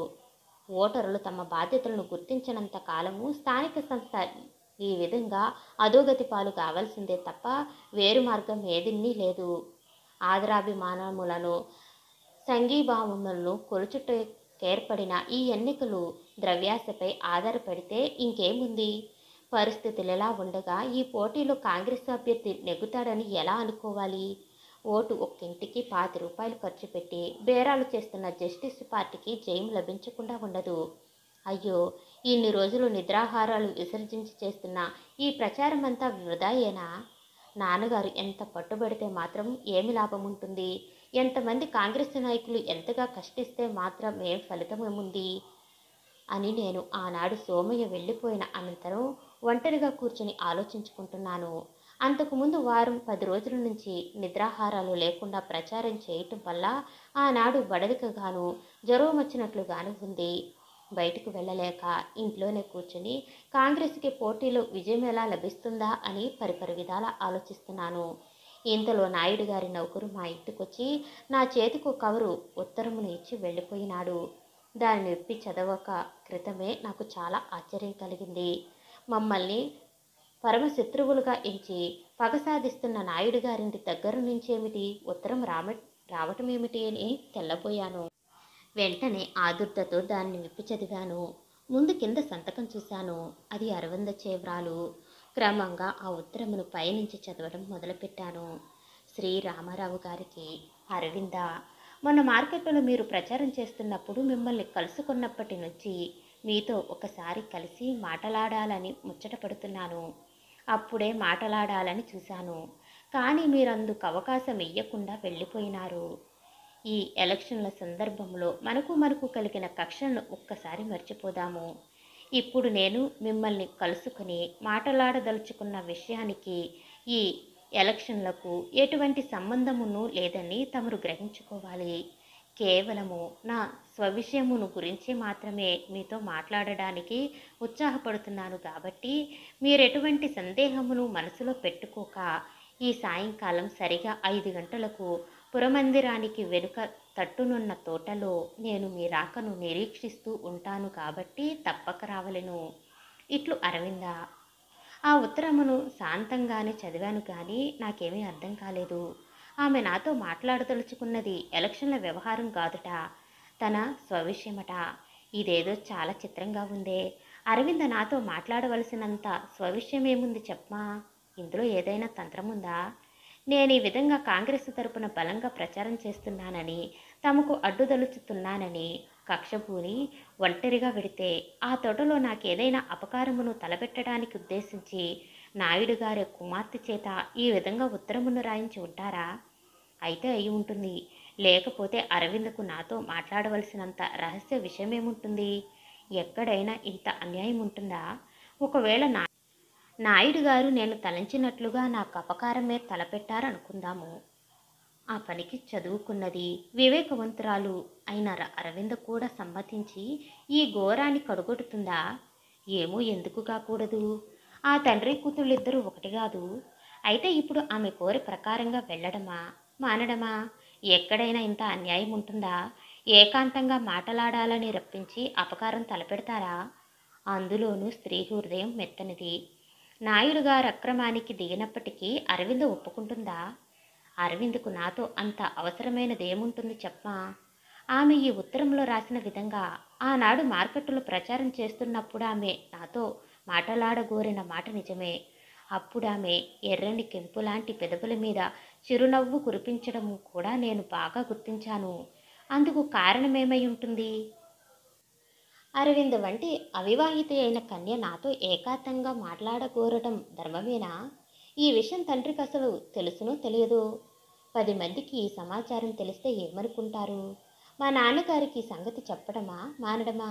ఇప్పుడే చెప్పడం కంటే అరవింద నాతో మాట్లాడదలుచుకున్న విషయాన్ని తెలుసుకున్న అనంతరం చెప్పడం బాగుండేటట్లుంది. ఏది ఎలాగూ ఉన్నా అరవింద్ చాలా అందమైన పిల్ల. ఎలక్షన్ల విషయం కాక ఇంకొక విషయమును ఆమె నాతో మాట్లాడగోరినప్పుడు తృణీకరించడం ఎందుకు? దొండపండు వంటి ఆమె అదరాగ్రం నుంచి ఎటువంటి మాటలు వెలువడతాయో వినాలి. ఆమె ఈ ఎన్నికల ప్రచార సందర్భంలో తోటి వారితో రోడ్డు మీద నుంచి నడిచి వెళుతుంటే ఆ మార్గమంతా ఏదో దివ్యకాంతి చేత నిండిపోయినట్లుంది. అది అంతా ఆమె సౌందర్య శోభ తప్ప ఇంకేమీ కాదు. ఆమెను ఎంతసేపు చూసినా అదేమిటో ఇంకా ఇంకా చూడాలని అనిపిస్తుంది. నిరుడు డిసెంబర్ సెలవుల్లో చూసినప్పుడు ఇంకా చిన్నపిల్లలాగున్నా కనిపించిందే. ఈ ఏడు అప్పుడే గుర్రంలాగున ఎదిగిపోయింది. ఆమె రూపత మనోహరమైనది. ఇంతకు ఆమె నాతో ఏ విషయాన్ని గురించి మాట్లాడుతుందో తెలుసుకోవాలి అని నేను కడసారి అనుకుని ఆనాటి సాయంకాలం ఆమె కోరినట్లుగానే నేను ఆమెను కలుసుకోవటానికే స్థిరపరచుకున్నాను. అరవింద్తో కలిసి మాట్లాడడం అంటే నాకు ఏదో కొత్తగా ఉంది. ఆ తలంపులు మనసులో తట్టినంత మాత్రానికే గుండెలు వేగంగా కొట్టుకోవటం మొదలుపెట్టాయి. ఎందుకో ఏమైనా అరవిందను కలుసుకుంటాను. ఆమె ఏమి చెబుతుందో వింటాను. ఆమె సుందర రూపాన్ని తనివి తీరా చూస్తాను. ఈ మాటలనే నేనెన్నడూ నాలో మళ్ళీ మళ్ళీ అనుకున్నాను. అరవింద, నీ కోరిక జరగడం అసంభవం. అయ్యో, అంతేనా? ఆహా, ముమ్మాటికి అంతే. మీకు నా యందు దయ కలుగుదు. రంగురంగుల లండను మజిలీలతో సీతాకోక చిలుకులాగున అలంకరించుకుని భూలోక రంబలాగున వెలిగిపోతున్న నీకు ఈ ముతక కద్దరు బట్టలు కట్టుకుని ప్రజాసేవయే పరమాత్ముని సేవయ అనుకుని జీవిస్తున్న నాకు ఎలా కుదురుతుంది? మీరు మాంసాహారమును చేసే నాయుళ్ళు, మేము శాకాహారమును మాత్రమే తీసుకుని బ్రాహ్మణులం. 4 సంవత్సరాల నుంచి మీ కుటుంబానికి మా కుటుంబానికి తీరని కక్షలుండటం ఇంకో పెద్ద కారణం. అయ్యో, అలా అంటే ఎలాగూ? నా హృదయాన్ని మీ దగ్గర ఇంతకు ముందెప్పుడు విప్పి చెప్పలేదు, కానీ నాకు యవ్వనాంకురమైనప్పటి నుంచి నా హృదయం మిమ్మల్నే కోరుతుంది. ఈ ఎలక్షన్ కక్షలు, కులభేదాలు తాత్కాలికాలు. వాటిని చూసుకుని నా నిండు హృదయాన్ని తృణీకరించడం మీకు న్యాయమేనా? మీరు అనుకున్నట్లు కాదు. మా కుటుంబానికంతటికీ నేనొక్కతను మాత్రము చిన్ననాటి నుంచి మాంసాహారాన్ని గాను. అయ్యో అరవింద, నీ కోరికను నెరవేర్చజాలనందుకు నేనధికముగా విచారిస్తున్నాను. మీరు తప్పుకుంటే ఎందుకు నెరవేరదు? వర్ణాంతర వివాహాలను సంఘం ఆమోదించే దినాలింకా రాలేదు. మీరు గాంధీ మహాత్ముని మతంలోని వారు కదా, కులమత భేదాలను పాటించవచ్చునా? అరవింద, నీకు మహాత్ముని మతం మీద నమ్మకముందా? పూర్తిగా ఉంది.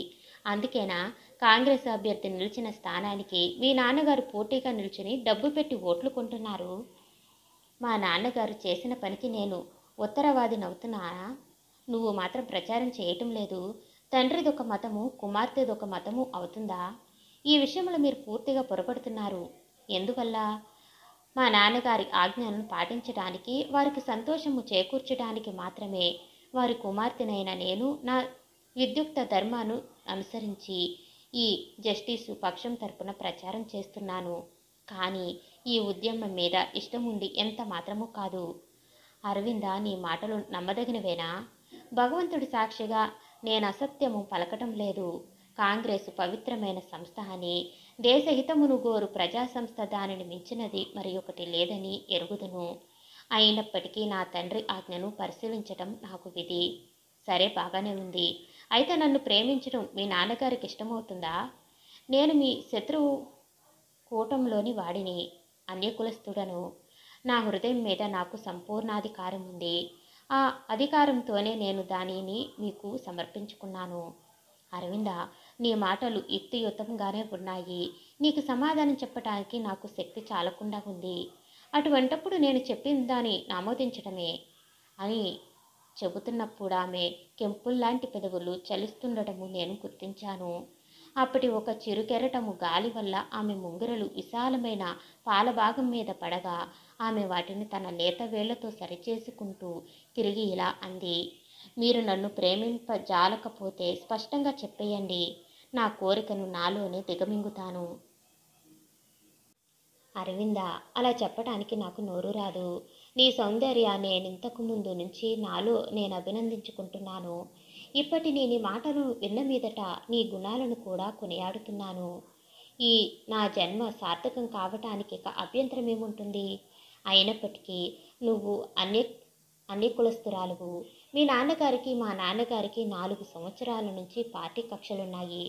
అవుగాక మన ఇద్దరకు ఏ కక్షలున్నాయి అని ఆమె అడిగిన దానికి నేనేమీ సమాధానం చెప్పలేకపోయాను. ఇంతలో సంధ్యారాగం కావటం వల్ల మసక చీకటలను 4 వైపులా అలుముకోవటం మొదలుపెట్టాయి. ఆ తోట పక్క నుంచి అయ్యలారా, అమ్మలారా, పచ్చ చెట్టులోనూ మీ ఓటు వేయండి అని కాంగ్రెస్ ప్రచారకులు, వారి వెనుకనే జస్టిస్ ప్రచారకులు కోలాహల అట్టహాసాలు చేస్తూ పెడుతున్నారు. అరవింద, అదిగో ఊరేగింపులు. ఇంకా నేనిక్కడ ఉండటానికి వీలేదు, వెళ్ళిపోతాను. అబ్బా, క్షణమాత్ర కాలం మనము ఓట్ల గొడవ మర్చిపోదాము. మీరిక్కడ చదువుకున్నంత కాలము మనిద్దరము ఎంత స్నేహంగా ఉండేవాళ్ళము. అవును, స్నేహంగానే ఉండేవాళ్ళము. మీరు మీ ఇంటి కిటికీలోనూ, నేను మా మేడ కిటికీలోనూ కూర్చుని గంటల తరబడి ఒకళ్ళనొకళ్ళను చూసుకుని తనివి పడే వాళ్ళం గదు. ఆ మాట కూడా నిజమే. ఏమి లాభము? ఈలోపుగా ఈ పార్టీ గొడవలు రావటం వల్ల మీ నాన్నగారికి మా నాన్నగారికి కక్షలు పెరిగిపోయినాయి. అందువల్ల మనమిద్దరము కలిసి మాట్లాడుకోవటానికి కూడా భయపడేవాళ్ళం. ఇప్పుడు కూడా అంతే కదా? కాదు. ఎందువల్ల? ఇప్పుడు మనమిద్దరము ప్రాజ్ఞులమైనాము. మన మనస్సు మీద మనకు సంపూర్ణాధికారం ఉంది. మనిద్దరము స్వేచ్ఛగా ప్రేమించుకోవడము నెవరూ అడ్డుపెట్టలేరు. అరవింద, నీకింత ధైర్యం ఎక్కడి నుంచి వచ్చింది అని నేను అడగ్గా ఆమె పెంకితనంగా ఒక్క నవ్వు నవ్వి, నేను చెప్పిన దానికి మీరు ఒప్పుకోకపోయినట్లయితే ఇంకా పెంకితనం వస్తుంది. ఇంక వెళ్ళిపోదాం అరవింద, ఎవరైనా చూస్తే బాగుండదు. నేను అడిగిన దానికి ఏమీ చెప్పకుండా వెళ్ళిపోతారా? ఏమి చెప్పటానికి నోరు రావటం లేదు. నిలుచున్న పళ్ళంగా అడుగుతే ఏం చెప్పగలను? కొద్దిగా అవకాశం ఇయ్యి, ఆలోచించి చెప్తాను. సరే, ఒకవేళ నీ కోరిక నెరవేరినట్లయితే నువ్వు నా కోరికను నెరవేరుస్తావా? మీరు దేనిని కోరుచున్నారు?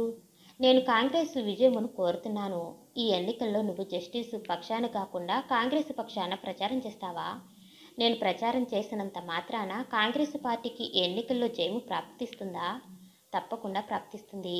స్త్రీకి వివాహము కానంత వరకు తల్లిదండ్రులను, అనంతరము భర్తయు ఆదేశించవలసిన వారు. మీరు నన్ను వివాహం చేసుకోవడానికి వాగ్దానం చేశారంటే అప్పటి నుండి మీ ఆజ్ఞానువర్తనే. అప్పుడు మీ ఆదేశానుసారంగా నేను కూడా కాంగ్రెస్ ప్రచారం చేయవలసిందానినే. నువ్వు కూడా మా పార్టీని అవలంబించి పనిచేశావంటే కాంగ్రెస్కు తప్పక విజయం కలుగుతుంది. అరవింద, ఓటర్లలో నీకున్నంతటి గౌరవం, మర్యాద మీ నాన్నగారికి లేదు.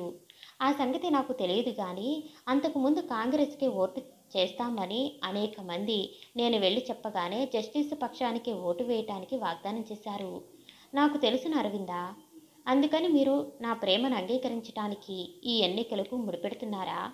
నీ ప్రేమను అంగీకరించటం అంటే అది సామాన్య విషయం కాదు అరవింద. నేను నీ ప్రేమను అంగీకరించినాడు మా తల్లిదండ్రులకు ఇష్టం లేకపోయినా, బంధువులకు ఇష్టం లేకపోయినా, సంఘంలో బహిష్కృతుడైనా, ఇంకేమైనా సరే అన్నమాటను నిలుపుకోవాలి. మీరంతటి దీక్షారులని నేను ఎరుగుదను. అందువలనే ఒక్క మాట చాలనంటున్నాను. రేపు ఒక్కరోజు గడువియ్యి అరవిందా, ఎల్లుండి చెబుతాను. అందుకు నేను అభ్యంతర పెట్టను. నేను ఇలా అంటున్నానని నీ మీద నాకు ప్రేమ లేదని అనుకోకూడదు. నిన్ను నేను అధికంగా ప్రేమిస్తున్నాను. నీ రూపాన్ని అభినందిస్తున్నాను. ఈ విషయమును నువ్వు తెలుసుకుని చాలా కాలమయ్యింది.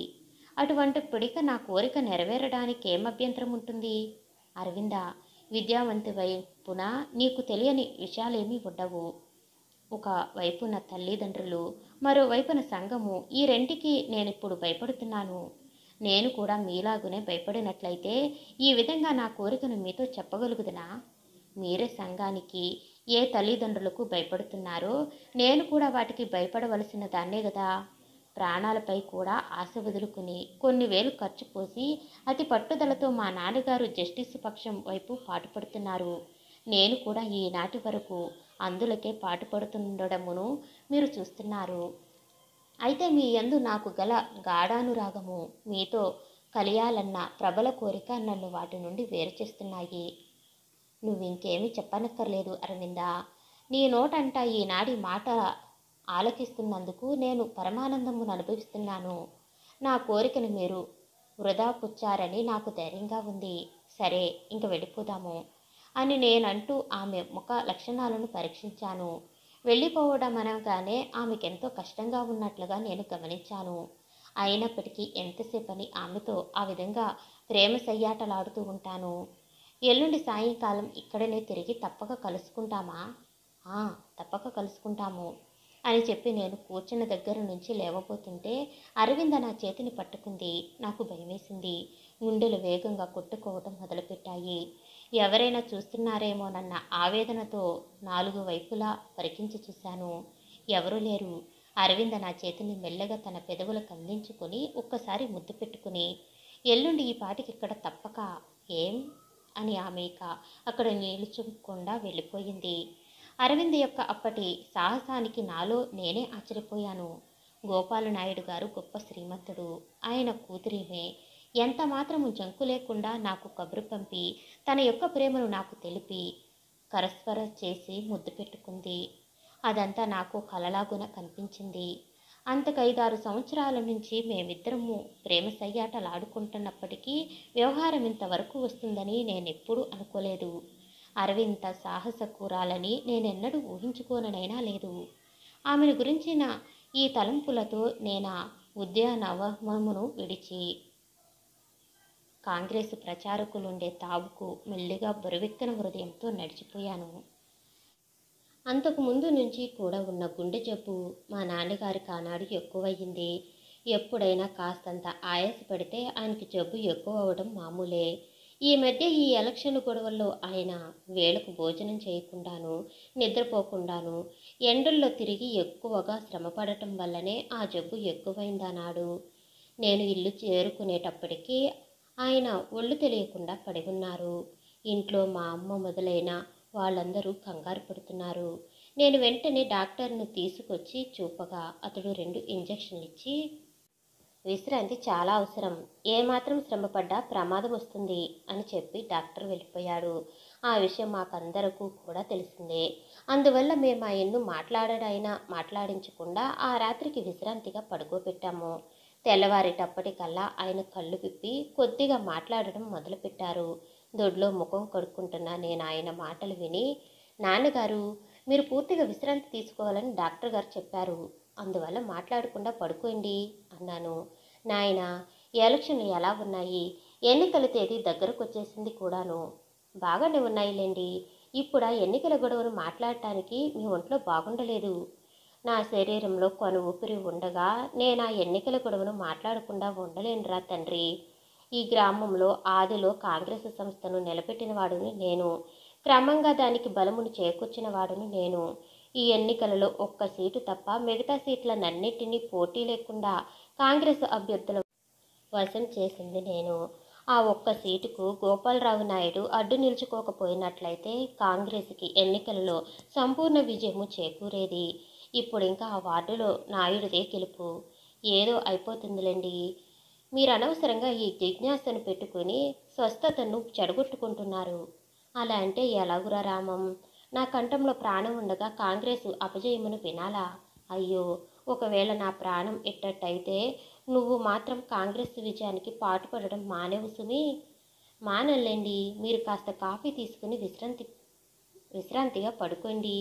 కాంగ్రెస్కు సంపూర్ణ విజయం చేకూరిందన్న చల్లని మాట వినే వరకు నాకు విశ్రాంతి ఉండదబ్బాయి.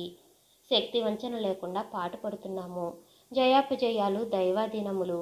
ఈ విషయాన్ని గురించి మీ మనసును ఆయాస పెట్టుకుంటే మాత్రం ఏం ప్రయోజనం నాన్నగారు? ఎలక్షన్ తేదీ ఎప్పుడు రామం?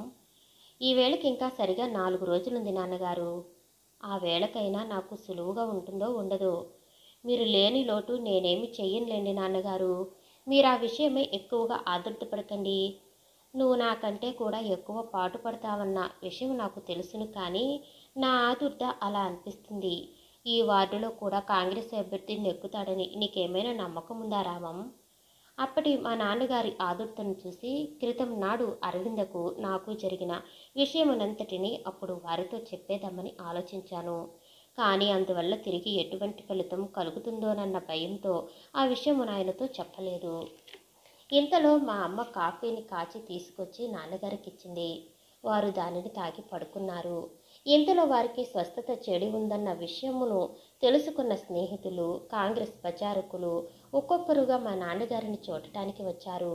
వారందరితోనూ ఎన్నికల గొడవనే మాట్లాడి నాన్నగారు విశ్రాంతిని చెడగొట్టుకుంటారనే ఉద్దేశంతో వచ్చిన వారందరితోనూ డాక్టర్ గారు విశ్రాంతి అవసరమని చెప్పిన విషయాన్ని గుమ్మం దగ్గరనే చెప్పటం వల్ల ఎవరో ఒకరిద్దరు ముఖ్యమైన వారు తప్ప మిగిలిన వారందరూ మా నాన్నగారికి విశ్రాంతి భంగం చేయకుండానే వెళ్ళిపోయారు. ఆ వచ్చిన ఒకరిద్దరితోనూ మా నాన్నగారు ఎన్నికల గొడవను గురించే ఆదుర్దిగా ప్రశ్నలు వేయటం మొదలుపెట్టారు. వారు కాంగ్రెస్ నెగ్గుతుందన్న నమ్మకం లేదన్నట్లుగా చెప్పారు.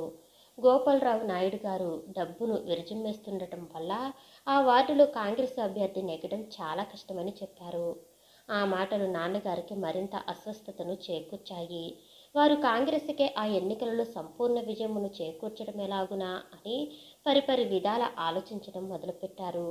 ఎన్ని విధాలు ఆలోచించినా ఆ ఒక్క స్థానము జస్టిస్ పక్షానికి చెందక తీరదన్నట్లుగా అప్పటి పరిస్థితులను బట్టి అనుకున్నారు. కానీ ప్రయత్నాలలో మాత్రం మాత్రము లోటు చేయవద్దని నాన్నగారందరినీ హెచ్చరించారు. అహర్నిశములు నిద్రాహారాలు సైతము మాని ఆయన ప్రచారం తీవ్రంగా జరగాలని ఆజ్ఞాపించారు.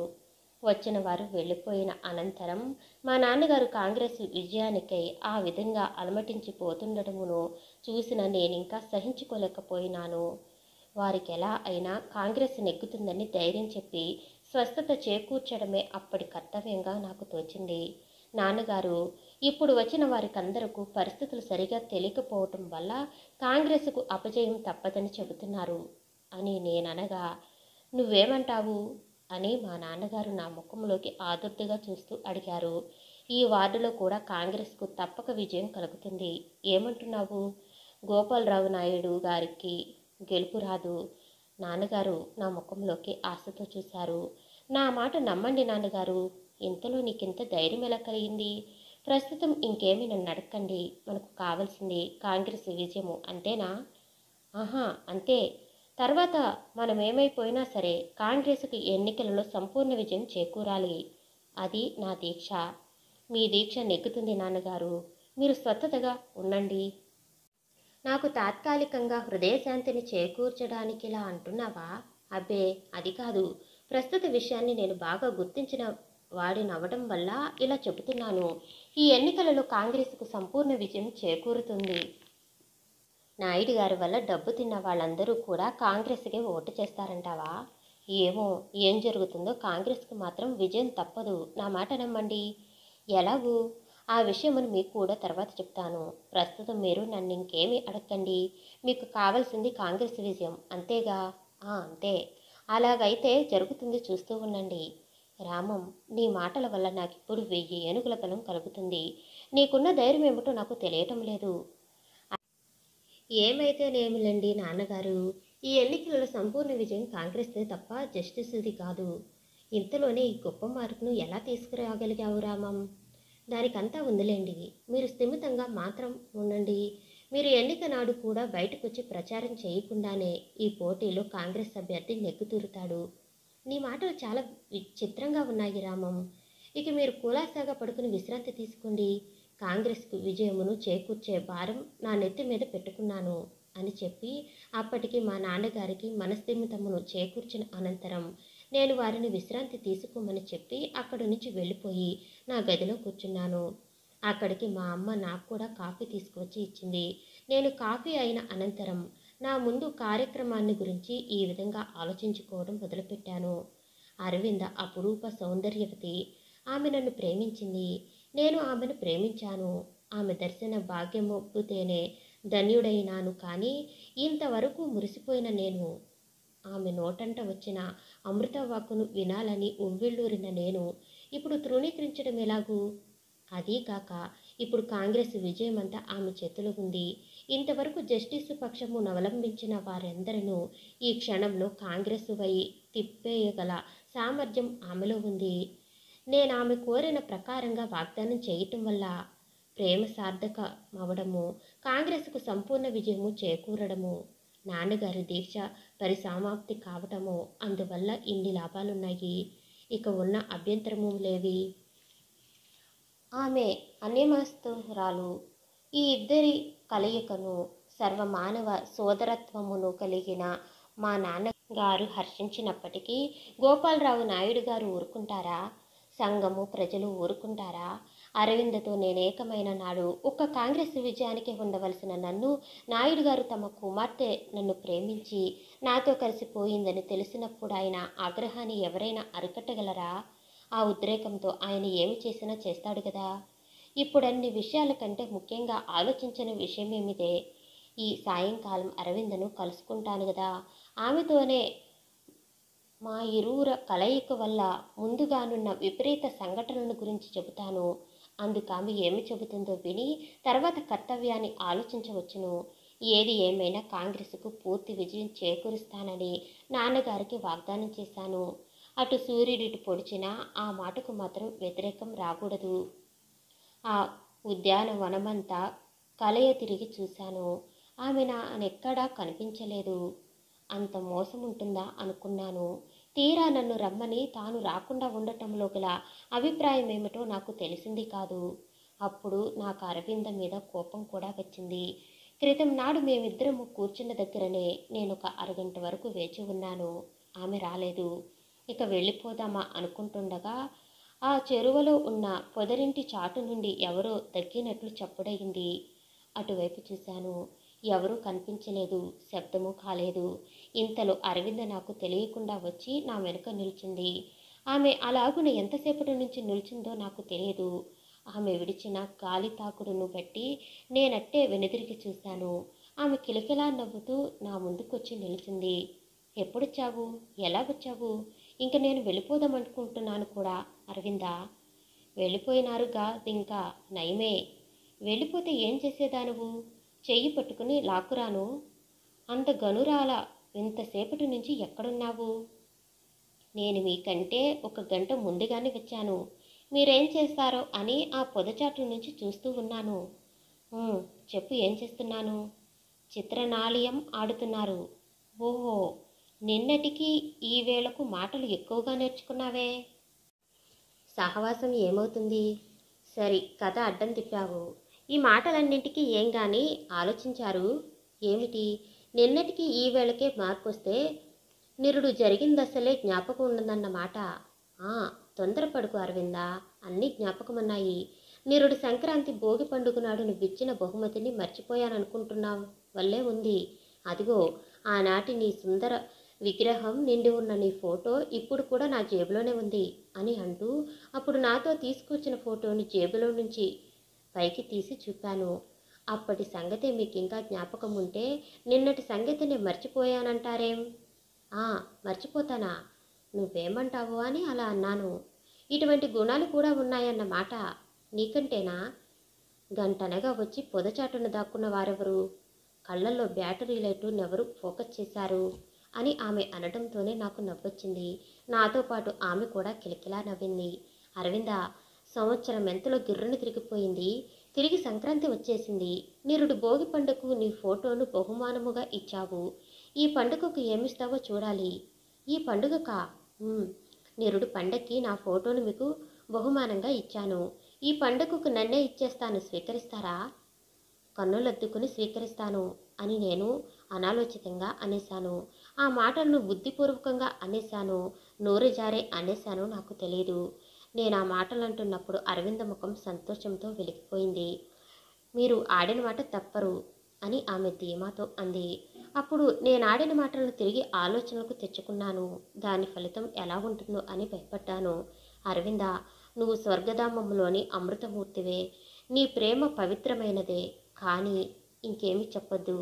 చెప్పకపోతే వీల్లేదు అరవింద, వీల్లేదు. విను, నేను అంతరాత్మ సాక్షిగా కులభేదాలు పాటించను.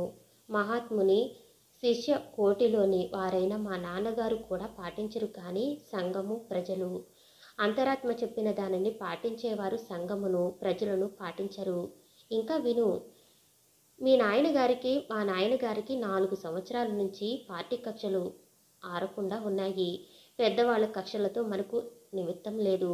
దానికి కూడా ఒప్పుకుంటానే అనుకో. తర్వాత ఇప్పటి ఎన్నికలలో కాంగ్రెస్కు విజయమును చేకూర్చడమే భారం నా నెత్తి మీద ఉంది. నేను ఆ విధంగా మా నాన్నగారికి మాట ఇచ్చాను. ఆ భారమును పూర్తిగా నేను వహిస్తాను సరా. కాంగ్రెస్కు విజయమును చేకూర్చగల బాధ్యత నాది సరా. తండ్రికి ద్రోహం చేస్తావా?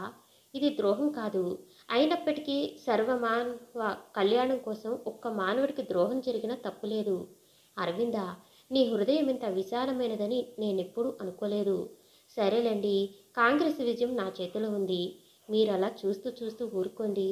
అరవింద, నీ ఉద్యమాన్ని నేనే గాకుండా లోకమందరూ తలదాల్చి పూజిస్తారు. నాకితర లోకంలో పనిలేదు. మీరాడిన మాటను తప్పకుండా ఉంటే నాకదే 10,000. నాచి రకాల వాంఛితం నెరవేరినట్లయితుంది. ఈ ఎన్నికలలో మీ నాన్నగారికి వ్యతిరేకంగా పనిచేసి కాంగ్రెస్ విజయమును చేకూర్చినట్లయితే మీ నాన్నగారు నిన్ను క్షమిస్తారా అరవింద? ఆ ప్రశ్నతో మీకు నిమిత్తం లేదు. నా తంటాలు నేను పడతాను. మీ మాటను మీరు చెల్లించుకున్నాడు నేనేమైపోయినా విచారించను. అరవింద, ఈ మన ఆలోచనలు ఎటువంటి విపరీత పరిస్థితులను తెచ్చి పెడతాయోనని నాకు చాలా భయంగా ఉంది. అలా ఆలోచిస్తే మనమింకా ఏ పనిని చెయ్యలేము. ఫలితము అనుకూలములైన వ్యతిరేకములైన మన అంతరాత్మలు ఆదేశించిన విధంగా నడుచుకోవటమే మన కర్తవ్యం. అరవింద, నువ్వు దేవీమూర్తివే నాకు ఆదేశిస్తున్నావు. నీ ఆదేశ వాక్యాలను నేను అక్షరాలా జరిపించటం కంటే ఇంకేమీ చెయ్యలేను. అంత ఆధిక్యత నాలో ఏమీ లేదు. ఇంకా వెళ్ళిపోదామా? నాన్నగారికి ఒంట్లో స్వస్థతగా లేదు. అయ్యో, ఈవేళ నా జన్మకు పండుగ అనుకుంటూ ఉంటే మళ్ళీ ఈ విషాద వార్త ఏమిటి? వారికి జబ్బేమిటి? అది వారికి ఈనాడు కొత్తగా అంకురించిన వ్యాధి ఏదీ కాదు. చిరకాలం నుంచి ఉన్న గుండె జబ్బే. తొందర కూడా ఏమీ లేదు. అయితే ఇంకొంచెం సేపు ఇక్కడనే ఉందాము. నిన్న మనం కలుసుకున్నప్పటి నుంచి నా హృదయ వేగం మరింత ఎక్కువైంది. నా కోరికను మీరు ధృవీకరిస్తారో అంగీకరిస్తారో అన్న మనోవేదనతో ఇంతవరకు కొట్టుకున్నాను.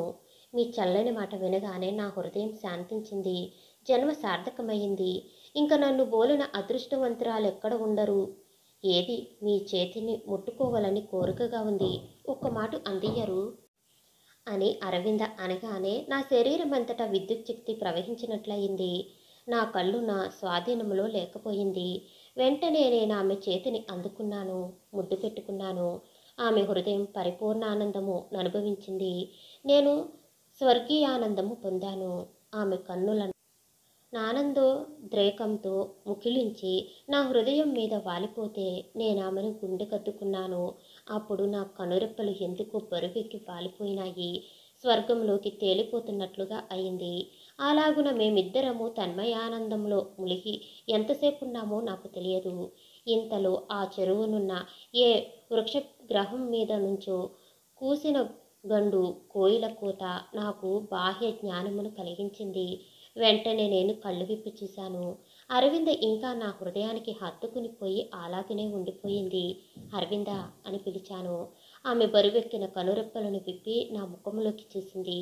నా శరీరం ఏ స్వర్గధామంలోకో ఎగిరిపోతున్నట్లుగా తేలిక అయిపోయింది. విశ్వరాశాభాగ్యంలో నేను పొందిన ఆనందమును దేవతలు కూడా పొందలేరు. అరవింద, నువ్వు దేవీమూర్తివి. నీకే దేవతలు సరేస్తారు. అని మేమిద్దరము తన్మయానందంలో మునిగి ఉన్న సమయంలో అక్కడికి మూర్తి వచ్చాడు. అక్కడ మేమున్నట్లుగా వాడికి ఎలా తెలిసిందో ఏమో. వాణ్ణి చూడగానే నా గుండెలు కొట్టుకున్నట్టుగానే అరవింద గుండె కూడా కొట్టుకుంటున్నాయని నేను గ్రహించాను. వెంటనే అరవింద కొంచెం దూరంగా తొలగి నిలిచింది. రామారావు గారి కాంగ్రెస్ ప్రచారం ఇదే కాబోలు. దానివల్ల కలిగే విపరీత సంఘటనలు మీరు గ్రహించుకోలేకుండా ఉన్నారు అని మాత్రం అనేసి మూర్తి ఒకసారి వికటంగా నవ్వి అక్కడి నుంచి వెళ్ళిపోయినాడు. అతడు నా సహాధ్యాయుడని, మదరాసులో మేమిద్దరము స్నేహంగా ఉంటూ చదువుకుంటున్నామని అరవింద్కు తెలుసు. ఈ పాపిష్టి కళ్ళల్లో ఎందుకు పడ్డామో అని మూర్తి అక్కడి నుంచి వెళ్ళిపోయినాక అరవింద అన్నది. అలా అంటున్నావేం అరవిందా అని నేనడగ్గా ఆమె ఇలా చెప్పింది. మూర్తి కామందుడు. ఇంతకు ముందు 2-3 సార్లు అతడు తన ప్రేమను వెలిపుచ్చి నన్ను కాంక్షించి నా చే పరిభవింపబడి తృణీకరింపబడ్డాడు. అప్పటి నుంచి వాడు నా మీద కక్షగట్టాడు. ఈ స్థితిలో మనలిద్దరము చూసిన వాడు పగ సాధించకుండా ఉండడు. సరే కానియండి, అన్నిటికీ భగవంతునే ఉన్నాడు. ఇక వెళ్ళిపోదాము, తిరిగి ఎన్నికల తేదీ నాడే కలుసుకుందాము అని చెప్పి అరవింద అక్కడ నిలుచోకుండా చరచర నడిచి వెళ్ళిపోయింది. క్షణం క్రితం ఆనంద సముద్రంలో మునిగి ఉన్న మనల్ని అంతలోనే విషాద ఛాయలు కమ్ముకున్నాయి. ఇదివరకు మద్రాసులో మూర్తి నా సూటు కేసులో నుంచి అరవింద ఫోటోను తీయడము, అరవింద విషయమై నేను చెప్పే వరకు విడిచిపెట్టకపోవడము, వీటన్నిటికీ గల కారణం నాకప్పుడు బోధపడింది. కానీ ఈ విషయమంతా అరవిందతో చెప్పటానికి సావకాశం లేకపోయింది. అరవింద అనిన మాటలను బట్టి మూర్తిగాడు ఏ ప్రణయం తెచ్చి పెడతానోనని నేను హడలిపోయాను. అయినప్పటికీ అరవిందలాగునే నేను కూడా భగవంతుడి మీద భారం వేయటం తప్ప ఇంకేమీ చేయలేకపోయినాను. మరో అరగంట వరకు పిచ్చివాడులాగున అక్కడ నిల్చుని తర్వాత బరువెక్కిన హృదయంతో ఇంటి ముఖంగా నడిచిపోయినాను. నేనింటికి వెళ్ళేటప్పటికీ మా నాన్నగారు నాతో మాట్లాడలేదు. ముందు వారు పడుకుని నిద్రపోతున్నారేమో అనుకున్నాను. తర్వాత పలకరించినప్పటికీ వారు మాట్లాడలేదు. అప్పటికప్పుడే మూర్తిగాడొచ్చి చిచ్చు పెట్టేశాడని నేను గ్రహించుకున్నాను. వాడు నాన్నగారితో ఏమని చెప్పాడో ఏమిటో. అమృతం వంటి వారి మనసు విరిగిపోయింది. తమకు శత్రువైన గోపాలరావు నాయుడు గారి కూతుర్ని నేను ప్రేమించానని వారు మూర్తి వల్ల తెలుసుకుని నా మీద ఆగ్రహపడుతున్నారో, మరెందుకు ఉదాసీనత వహించి ఉన్నారో నాకు తెలిసింది కాదు. మూర్తి ఇలా చెప్పాడు.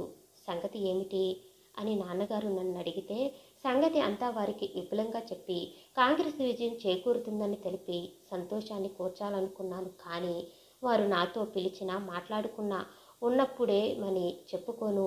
వ్యవహారం అంతా పూర్తి అయినాక నేను తలపెట్టిన కార్యం మంచిదని వారికే తెలుస్తుంది కదా అన్న నమ్మకంతో నేను కూడా ముభావంగానే ఊరుకున్నాను. క్రమంగా ఎన్నికల తేదీ వచ్చింది. ఆనాడు గ్రామంలోని ప్రజలందరూ ఆ పోలింగ్ స్టేషన్ దగ్గరనే గుమిగూడారు.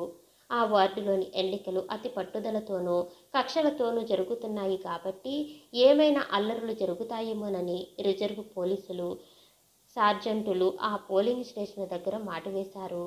ఆనాడు మా నాన్నగారికి కొంచెం సులువుగా ఉండటం వల్ల వారు మెల్లిగా బండి మీద వచ్చి ఆ పోలింగ్ స్టేషన్ దగ్గర కూర్చున్నారు. అప్పటికి ఉదయం 7 గంటలైంది. గోపాలరావు నాయుడు గారు రాలేదు. అతనికి ప్రతిపక్షంగా నిలిచిన కాంగ్రెస్ అభ్యర్థి, మిగతా కాంగ్రెస్ ప్రచారకులు, నాయకులు వచ్చి తమకు కాంగ్రెస్ నెగ్గుతుందన్న నమ్మకం లేకపోయినప్పటికీ పట్టుదలను విడవకుండా కాంగ్రెస్ అభ్యర్థికి ఓటు వేయవలసిందని ప్రచారం చేస్తూ ఉన్నారు.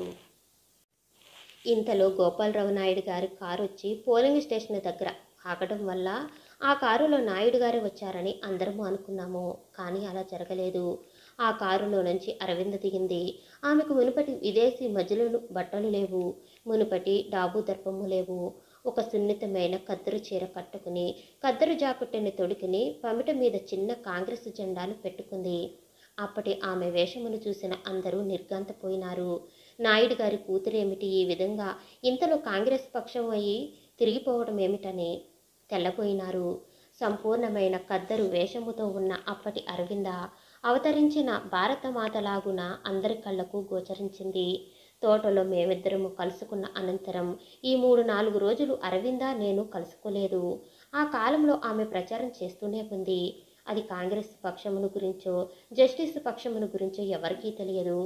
అంతకు ముందులాగున బహిరంగ కాకుండా ఆమె రహస్యంగా ప్రచారం సాగించిందని మాత్రం వింటూ వచ్చాను. అప్పటి అరవింద వేషమును గాంచిన మా నాన్నగారికి ఏమీ తెలియలేదు. అప్పుడు వారు నన్ను పిలిచి, ఇదేమిటి రామం, అరవింద ఇంతలో తండ్రి గారికి ఎదురు తిరిగి కాంగ్రెస్ పక్షం వైపు పనిచేస్తుందేమిటి ఈనాడు అని అడిగారు.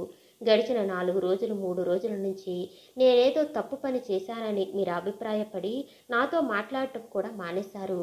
చూస్తూ ఉండండి, క్రమంగా అంతా మీకే అర్థమవుతుంది అని నేను నాన్నగారితో సమాధానం చెప్పగా వారప్పుడు ఇంకేమీ మాట్లాడలేదు.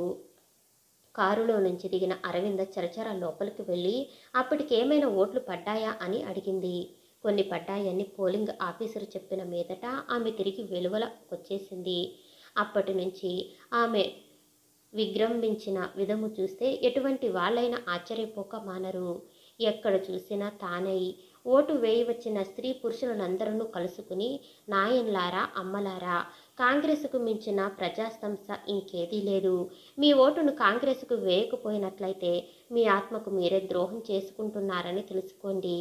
తండ్రులారా, తల్లులారా, దేశ కళ్యాణం మీ ఓటు మీదనే ఆధారపడి ఉంది.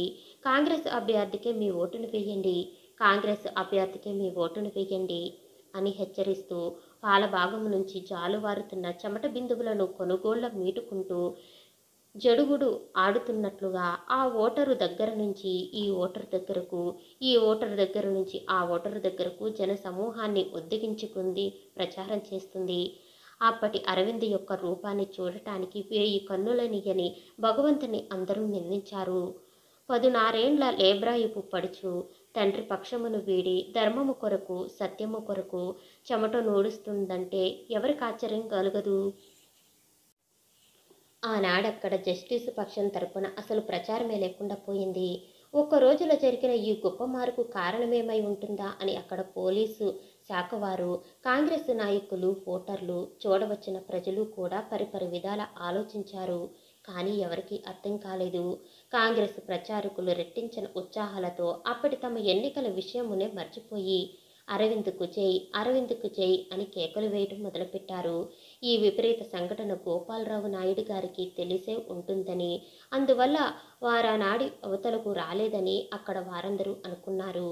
ఈ ఎలక్షన్ పేరు చెప్పి గోపాలరావు నాయుడు గారెంత లేదన్నా 15,000 రూపాయలన్నా ఖర్చు పెట్టి ఉంటారు.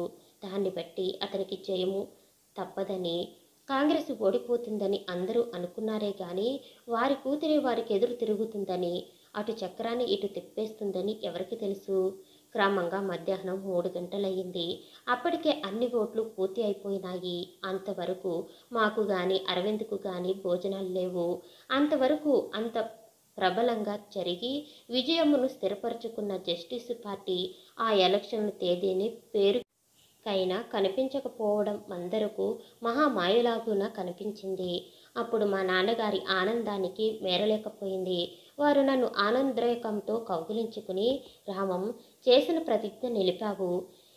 ఈ మహామాయ కంతటికి కారకుడు నువ్వే. ఇప్పటికి విజయము కాంగ్రెస్దేనని నేను నమ్ముతున్నాను అన్నాడు. నాన్నగారు, మీరు భావించినట్లుగా ఈ మహామాయ కంతటికి త్యాగశీల అయిన అరవింద కారకురాలు గాని నేను కారకుడును గాను అని నేనన్నాను. ఇక్కడ మా నాన్నగారు నేను ఈ విధంగా మాట్లాడుతుండగా మరొక చోట ఓటరు మహాజనులు, పోలీసు వారు అందరూ అరవింద చుట్టూ మూగి అందరూ తలో విధంగానూ ఆమె యొక్క ఉదార బుద్ధిని కొనియాడుతున్నారు. ఇంతలో మా నాన్నగారు నేను కూడా అక్కడికి వెళ్ళాము. అప్పుడు అరవింద ముఖ పద్మాన్ని చూసిన మా నాన్నగారు ఆనందోద్రేకాలను పట్టలేక, తల్లి, నీ ఉదార గుణము మహా గొప్పది. నువ్వు మహిళా మండలికే గాక సర్వమానవ ప్రపంచానికి ఆదర్శపాయురాలుగు అని అంటూ ఆమె పాదములను అంటపోయారు. వెంటనే అరవింద తన పాదాలను వెనక్కు లాక్కుని చిరునవ్వు ముఖంతో నా వైపు ఒకసారి తిలకించి, తప్పు ప్రభువు, తప్పు, తమరు పెద్దవారు అని అంటూ మా నాన్నగారిని లేవతీసింది. ఈనట్లున్న ఆనాటి జన ప్రవాహంలో ఏ మూల చూసినా అరవింద్ యొక్క త్యాగగుణాన్ని శ్లాఘించిన వారే, ఏ వైపు చూసినా అరవింద మూలంగా కాంగ్రెసుకు విజయమును తప్పదని ఉత్సాహపడిన వారే. క్రమంగా ఎవరి మట్టుకు వారు వెళ్ళిపోయినారు. కాంగ్రెస్ ప్రజలు మాత్రం ఇంకా అరవిందను అభినందిస్తూ నిల్చున్నారు. అప్పుడు అరవింద నాతో ఏమిటో మాట్లాడాలని ఊహించినట్లుగా నేను ఆమె ముఖ లక్షణాలను బట్టి గ్రహించుకున్నాను. కానీ అంతమంది జనంలో నేను ఆమెతో మాట్లాడటానికి బిడియపడ్డాను. ఓట్లు ఎప్పుడు లెక్కపడతాయి అని అరవింద మా నాన్నగారి ముఖంలోకి చూసి అడిగింది. ఇంకా ఓట్లు లెక్క మనకు అవసరం లేదు. నీ అనుగ్రహం వల్ల కాంగ్రెస్ విజయమును సంపాదిస్తుంది అని మా నాన్నగారు అన్నారు. అయినప్పటికీ జస్టిస్ పార్టీకి ఏమైనా ఓట్లు పడ్డాయేమో చూడాలి. రేపు 11 గంటలకు కలెక్టర్ గారి వచ్చే దగ్గర ఓట్లు లెక్కింపబడతాయి అని అరవింద మా నాన్నగారిని అడిగిన ప్రశ్నకు నేను సమాధానం చెప్పాను.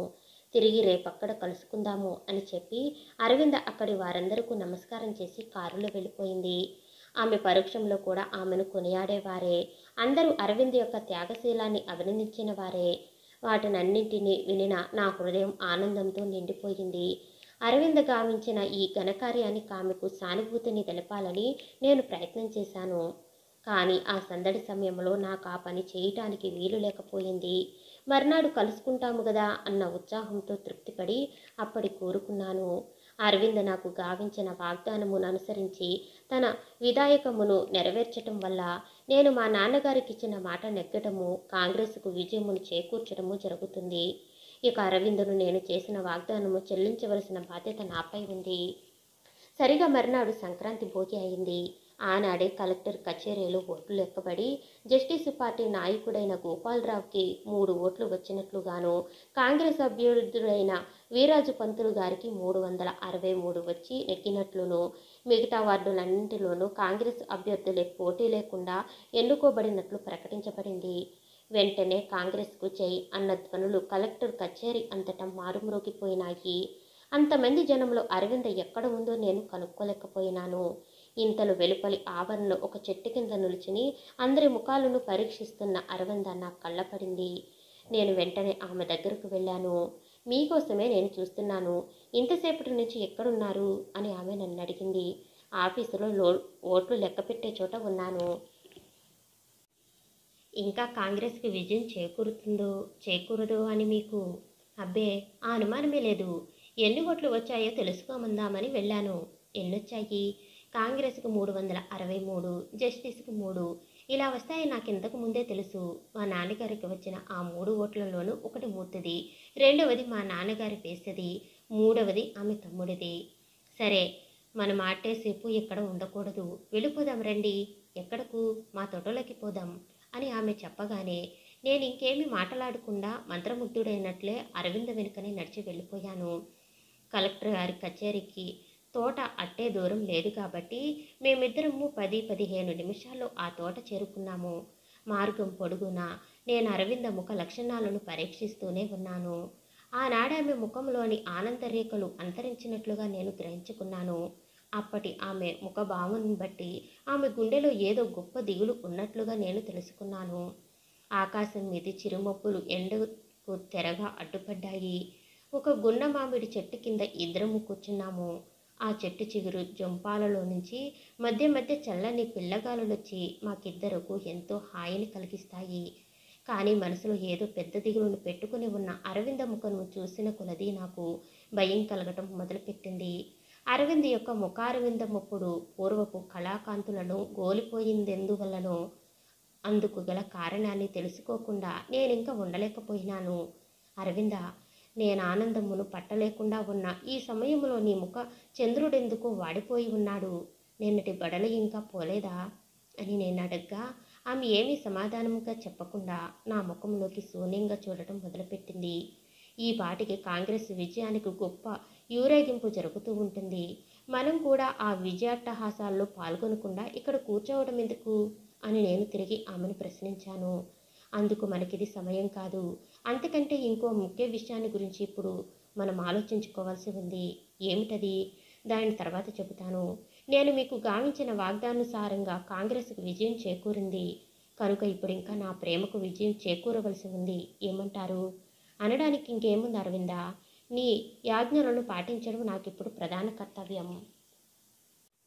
మీ మాటల వల్ల నా జన్మ చరితార్థనందింది. నిరుడి సంక్రాంతి భోగినాడు నా ఫోటోని మీకు సమర్పించుకున్నాను. ఇప్పుడు నన్నే సమర్పించుకుంటున్నాను. స్వీకరించండి.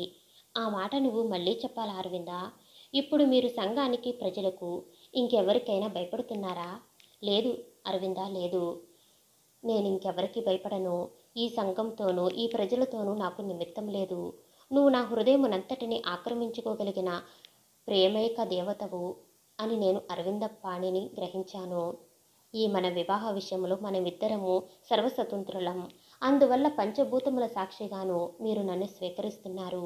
ఈ క్షణం నుంచి నేను మీకు భార్యనవుతున్నాను, అవునా అని ఆమె నా చేతిని పట్టుకుని ఊపుతూ అడిగింది. అప్పుడు ఆమె ముఖాన సంతోషం తెచ్చిపెట్టుకున్నట్లుగా ఉందెందువల్లనో. అరవింద, నువ్వు చెప్పినట్లుగా పంచభూతముల సాక్షిగా నేను నిన్ను భార్యగా స్వీకరిస్తున్నాను. ఆ జన్మాంతము మనిద్దరము భార్యాభర్తలుగా ఉందాము అని నేను ప్రమాణపూర్వకంగా అరవింద నా ఉద్యానవనంలో భార్యగా స్వీకరించాను. అది సాహసమే కావచ్చు, ఇంకా ఏమైనా నేను లెక్క చేయను. అరవిందకు ఆనందమును చేకూర్చడమే నేను జీవిత లక్ష్యముగా పెట్టుకున్నాను. ఈ పని మన ఇద్దరకు కూడా సాహసమే. ఇప్పుడు క్షణమాత్రం కాలం నన్ను సంపూర్ణానందము అనుభవించనీయండి. నా జీవిత లక్ష్యమును నేను చేరుకున్నాను. ఇక నాకు ఈ లోకంలో కోరదగినంకేం లేదు. అయ్యో, ఈ మన ఆనందం క్షణకాలం ఉంటున్నావేమిటి అరవింద? తర్వాతనో? ముందు సంగతి నాకు తెలియదు. మూర్తి మన ఆనంద సముద్రంలో ఆలాహలమును పోయటానికి కంకణం కట్టుకున్నాడు అని అరవింద చెప్పగానే నా శరీరం భయంతో కంపించింది. అయ్యో, ఇప్పుడు ఈ పండుగ నాడు నువ్వు నాకు కానుక సమర్పించిన నీ నిండు హృదయంతో నా హృదయాన్ని మేళవించి చిరకాలము ఆనంద సౌఖ్యాలను పొందలేన అరవింద? స్వామి, ముందు సంగతి నాకు గమ్య గోచరంగా ఉంది. ఇంతకు మూర్తి కారకుడు. చెప్పు అరవింద, చెప్పు. అప్పుడు మనలిద్దరూ ఈ వనములో చూసిన మూర్తి ఏమి చేశాడు? నీ ముఖ పద్మంలోని చింతారేఖలకు గల కారణం నాకిప్పుడు బోధపడింది. నాకు మిత్రుడై ఉండి కూడా మూర్తి అపకారమును తలపెట్టాడా? మీ నాన్నగారితో సర్వ విషయము చెప్పాడు కాబోలు. వినండి. ఆనాడు మనలిద్దరను ఈ తోటలో చూసినప్పుడు మూర్తి ఏమన్నాడో మీరు మర్చిపోయి ఉండరు. ఆ రాత్రి వాడు మా నాన్నగారిని కలుసుకున్నాడు. ఆయన వారితో మాట్లాడుతుండడము నేను పక్క గదిలో ఉండి విన్నాను. మీ అరవింద మీకు పరమశత్రువైన రామాన్ని ప్రేమించి వివాహం చేసుకోబోతుంది మీకు తెలియకుండా. తర్వాత ఇప్పుడు జరుగుతున్న ఎన్నికలలో ఆమె కాంగ్రెస్ పక్షమును అవలంబించి ఆ పక్షానికి జయము కూర్చోబోతున్నది. మీ కూతురే మీకెదురు తిరిగింది. ఇక మీరు ఎన్నికలకే ఖర్చు పెట్టిన సొమ్మంతా గంగపాలే. స్త్రీకి స్వాతంత్ర్యం ఇచ్చినందువల్ల మీకెటువంటి అపకారం జరిగిందో ఆలోచించుకోండి. ఇక మీ పార్టీ నెగ్గకపోవటము, మీ కూతురు మూలంగానే మీకు అవమానం రావడము నిజము. నా మాటలు నమ్మండి. నేను ప్రత్యక్షంగా చూశాను, విన్నాను అని మూర్తి గుక్క తిప్పుకోకుండా చెప్పేశాడు. మొదట మా నాన్నగారు అతన్ని మాటలు నమ్మలేదు. తర్వాత నమ్మి, సరే కానియండి, మీరు చెప్పిన విధంగానే జరిగిన నాడు నేను దేనికి కూడా చంకను. అప్పుడేం జరుగుతుందో మీరే స్వయంగా చూస్తారు. ఈ లోపుగా నేనెవరిని ఏమీ అనను అని మాత్రం మా నాన్నగారు తీవ్రంగా అనేసి అక్కడి నుంచి లేచి ఎక్కడికి వెళ్ళిపోయినారు. మూర్తి కూడా వెళ్ళిపోయాడు. ఆ రోజు మొదలుకొని ఈ 4 రోజులు మా నాన్నగారు నాతో మాట్లాడలేదు. ఈ రోజున నేను వారి నసలు కలుసుకోలేదు. మా నాన్నగారు కక్షనే ప్రధానంగా ఎంచి వారిని మీకు కూడా తెలిసిన విషయమే. వారు ఉద్భవించిన ప్రళయ జంజామారుతం ఎటు విసురుతుందో అని నేను బీతిల్లుతున్నాను. ఇక నాకే అవశిష్టములు లేవు. నేనన్న మాట ప్రకారం కాంగ్రెస్కు సంపూర్ణ విజయం చేకూరింది. నేను చిరకాలం నుంచి వాంఛించుకున్న భర్తను స్వీకరించగలిగాను. ఇక నేనేమైపోయినా లెక్క చేయను. కానీ నా మూలంగా నీకేమాత్రం అపకారం జరిగినా నేను సహించుకోలేను అని అరవింద ఒక వేడి నిట్టూర్పుని విడిచింది. ఆ నిట్టూర్పుతో 1-2 బిందువులు కూడా నేలరాలి అప్పటికప్పుడే ఇంకిపోయినాయి. అయ్యో అరవింద, ఈ క్షణం నుంచి భార్యాభర్తలమైన మన ఇరువురు ప్రాణాలు ఒక్కటే కదా. నా ప్రాణంలోని అర్ధభాగమైన నీ ప్రాణికి మాత్రం అపకారం జరిగితే నేను సహించగలనా అని నేనంటుండగా ఏదో కారు ఎకాఎక్కిని తోటలోకి మేమున్న దగ్గరికొచ్చి ఆగింది. అందులో నుంచి ముందుగా మూర్తి దిగాడు. తర్వాత గోపాలరావు నాయుడు గారు దిగారు. ఆ ఇద్దరును చూడగానే మా ఇద్దరు ప్రాణాలు నిలువున ఎగిరిపోయినాయి. అప్పుడు గోపాలరావు నాయుడు గారి నేత్రగోళాన్నించి అగ్నికణములు రాలుతుండటము చూసిన నేను కంపించాను. అరవిందా అని అతడు గర్జించాడు.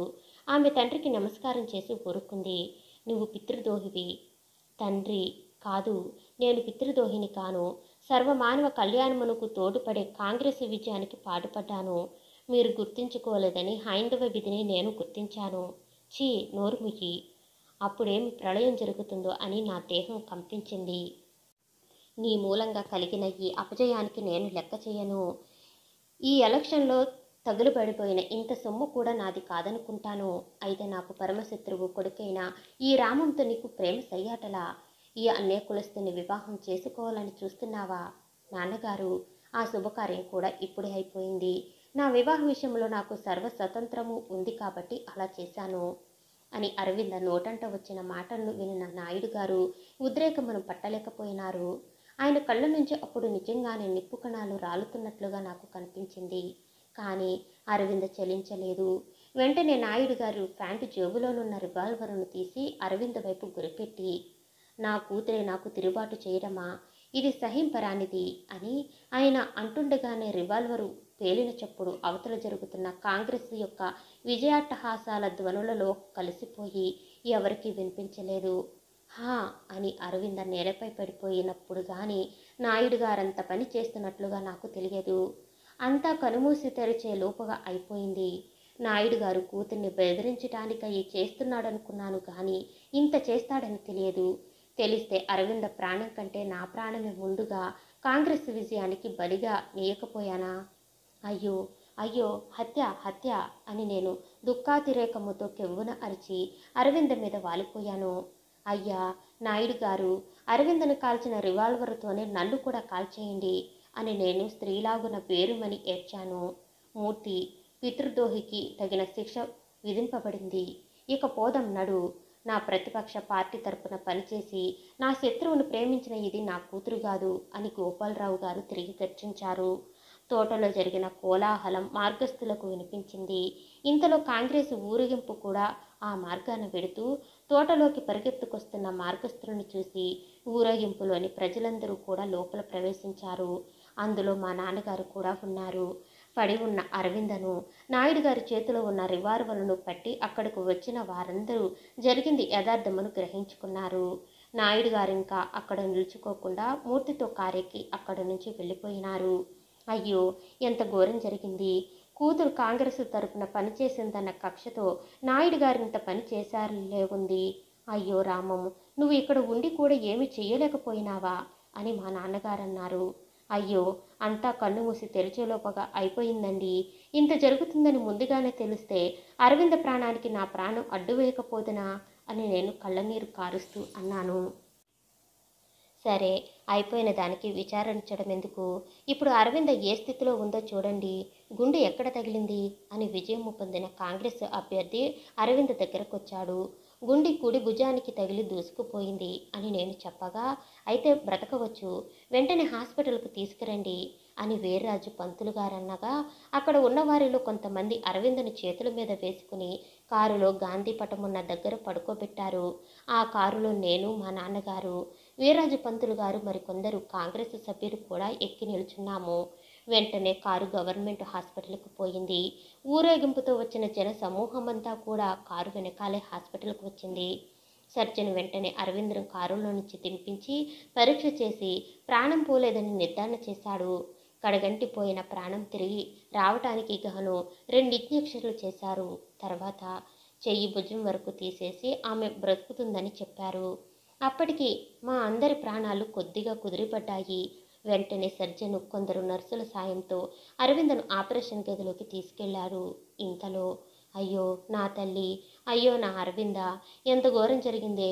నిన్ను గుండెతో కాల్చేయడానికి ఆయనకు చేతులు ఎలా వచ్చాయే అని గోలుగోలున ఏడుస్తూ అరవింద తల్లి హాస్పిటల్కి దగ్గరకొచ్చి, ఏది తండ్రులారా, నా తల్లి ఏది? మా అరవింద ఎక్కడుంది? బ్రతికి ఉందా అని వెక్కి వెక్కి ఏడుస్తూ అడిగింది. అప్పుడు ఆ తల్లి ప్రాణం పొందుతున్న దుఃఖాన్ని అందరూ గమనించి జాలిపడ్డారు. పర్వాలేదమ్మా, తొందరేమీ లేదు, మీ అరవింద బ్రతికింది.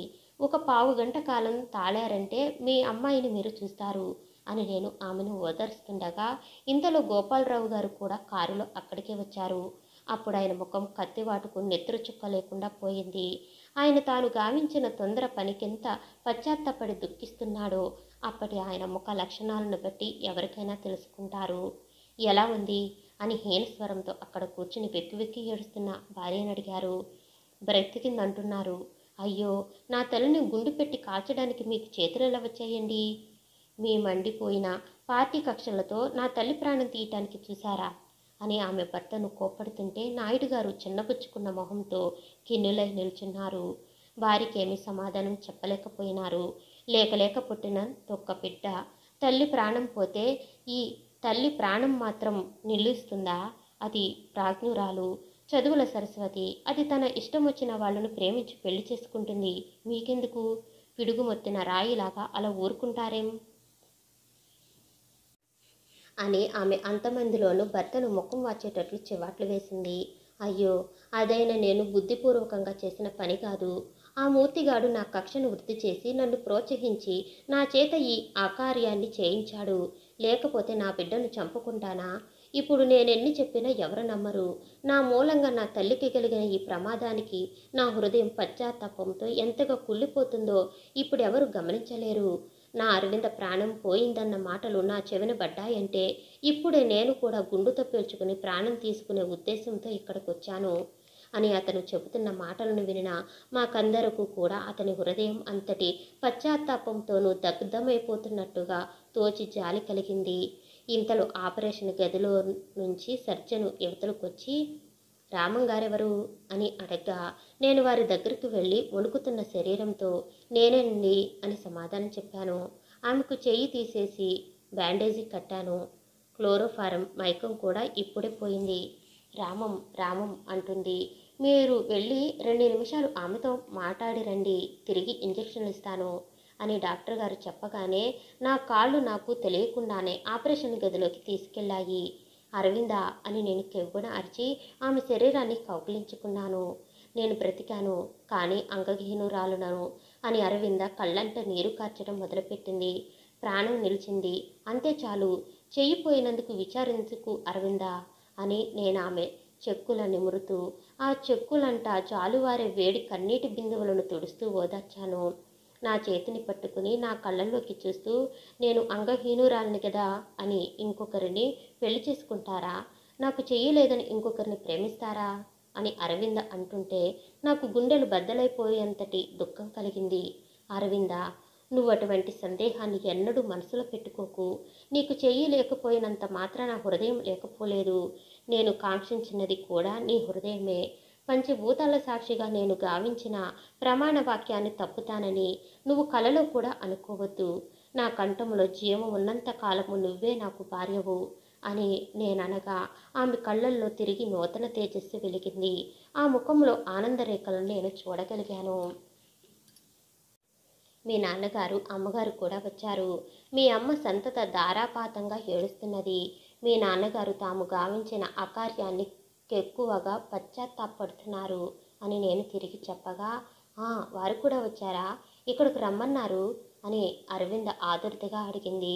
డాక్టర్ గారు తిరిగి ఇప్పుడు నీకు ఇంజెక్షన్లు ఇస్తారట. 1 గంట పోతే గాని నీతో ఎవరూ మాట్లాడకూడదంటున్నాను. సర్జన్ గారు నన్ను కూడా 2 నిమిషాల కంటే ఎక్కువ కాలం నీతో మాట్లాడవద్దన్నారు. వారి ఆజ్ఞ అయ్యే వరకు మేమందరము బయట వేచి ఉంటాము అని నేను చెబుతుండగా సర్జన్ గారు తిరిగి ఆ గదిలోకి వచ్చారు. నేను యువతలకు వచ్చేసి అక్కడ ఉన్న వారికందరకు అరవిందతో నేను మాట్లాడిన మాటలన్నిటినీ చెప్పి వారికి సంతోషము కలిగించాను.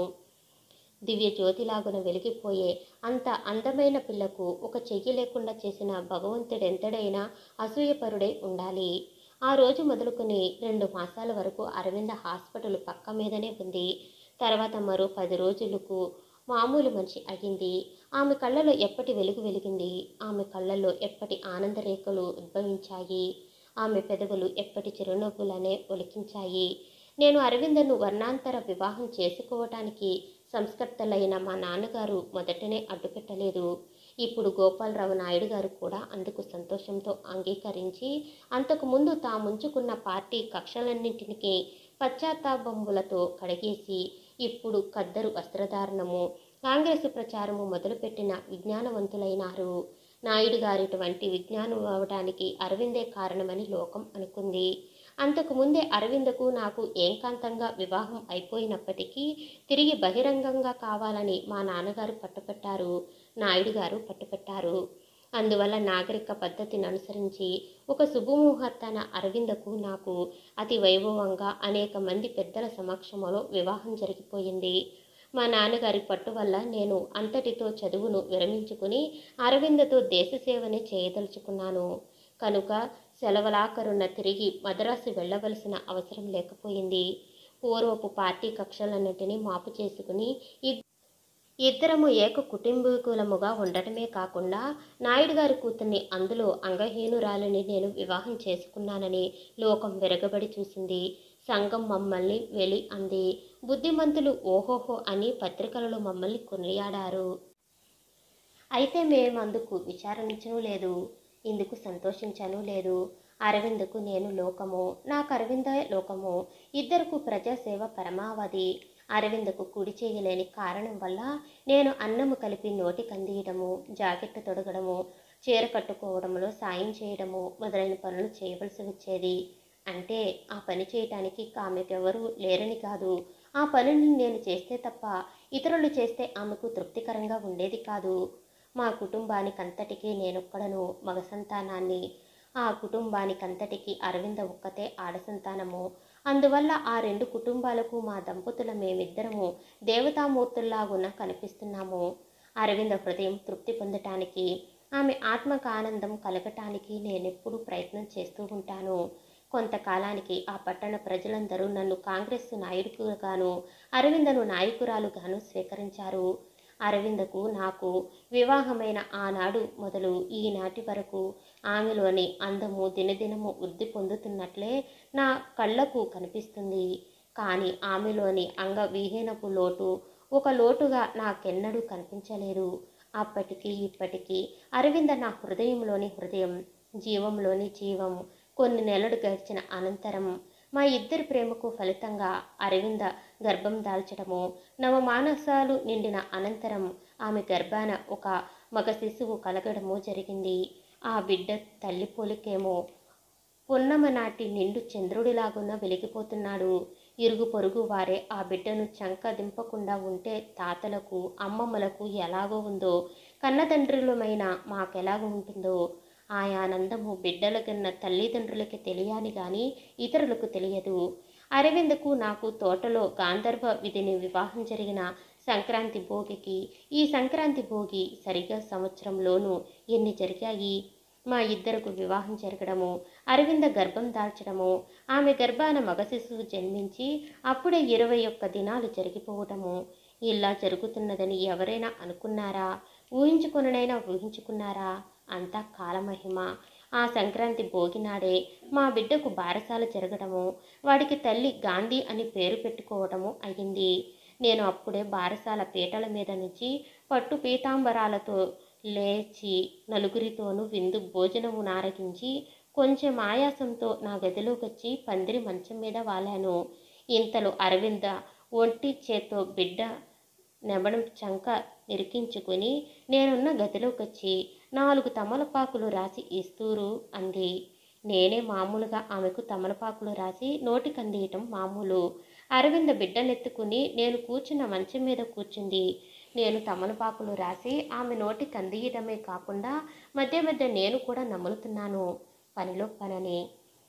కొడుకును బాగా చూసుకున్నారా అని ఆ బాలింతరాలు బిడ్డ వైపు చూసుకుని మురిసిపోతూ అడిగింది. తల్లిని చూస్తే ఇక బిడ్డను చూడనక్కర్లేదు అరవిందా. నీ సుందర రూపాన్నే భగవంతుడు నీ బిడ్డలో చిత్రించాడు. నా బిడ్డే గాని మీ బిడ్డ కాదా? పొరపాటు, మన బిడ్డ. అలా అనండి. అరవింద, నిన్నో సంగతి అడగాలనుకుంటున్నాను, అడగమన్నావా అని నేను నవ్వుతూ ఆమె నోట్లో తమలపాకుల మడతను తురుముతూ అడిగాను. అడగండి, ఆలోచనలెందుకు అని ఆమె నిండారిన ముఖంలో నుంచి చిరునవ్వుల నొలికిస్తూ అంది. ఈవేళ ఏం పండుగ? సంక్రాంతి, భోగి. అవునా? అవును, చెప్పండి. ఇది 3వ పండుగ. నాకు అర్థం కావటం లేదు. మనమిద్దరము మాటలు కలుపుకున్నాక ఇది 3వ సంక్రాంతి పండుగ. ఓహో, అదా? అవును, 3 ఏళ్ళు ఇట్టే తిరిగొచ్చాయి సుమండి. మొదటి పండుగ నాడు నీ ఫోటోను బహుమానంగా ఇచ్చావు. రెండో పండుగకు నిన్నే బహుమానంగా అర్పణ చేశావు. మరైతే ఈ పండుగకేం మామూలు ఇస్తావు అని నేను అడగగానే అరవింద విరగబడి నవ్వుతూ, అబ్బా, మీకెప్పటి సంగతులు జ్ఞాపకమున్నాయండి. ఈ పండుగకి ఇదిగో పనస పండు లాంటి బిడ్డను మామూలుగా సమర్పించుకుంటున్నాను, స్వీకరించండి అని తన చేతుల్లో ఉన్న బిడ్డను నా చేతుల్లో పెట్టింది. నేను పట్టలేని ఆనందంతో నా బిడ్డను ముద్దు పెట్టుకోబోతుండగా అరవింద్ కూడా అదే సమయంలో తన బిడ్డ యొక్క రెండో చెంపను ముద్దు పెట్టుకోబోయింది. అప్పుడా కుంట పిల్లాడు తలనిట్టే వెనక్కు వంచడం వల్ల అరవింద పెదవులు నా పెదవులు కలుసుకున్నాయి. సమాప్తం. నేను వినిపించే ఆడియో నవల్స్ మీకు నచ్చినట్లయితే మరిన్ని నవల్స్ కోసం షేర్ చేసి, లైక్ చేసి, సబ్స్క్రైబ్ చేసుకోండి. అలాగే పక్కనే ఉన్న బెల్ ఐకాన్ని ప్రెస్ చేయండి. పక్కనే ఉన్న బెల్ ఐకాన్ని ప్రెస్ చేయడం వల్ల నేను పంపించిన ఆడియోస్ మీకు వెంటనే నోటిఫికేషన్ అందుతుంది. Thank you for watching.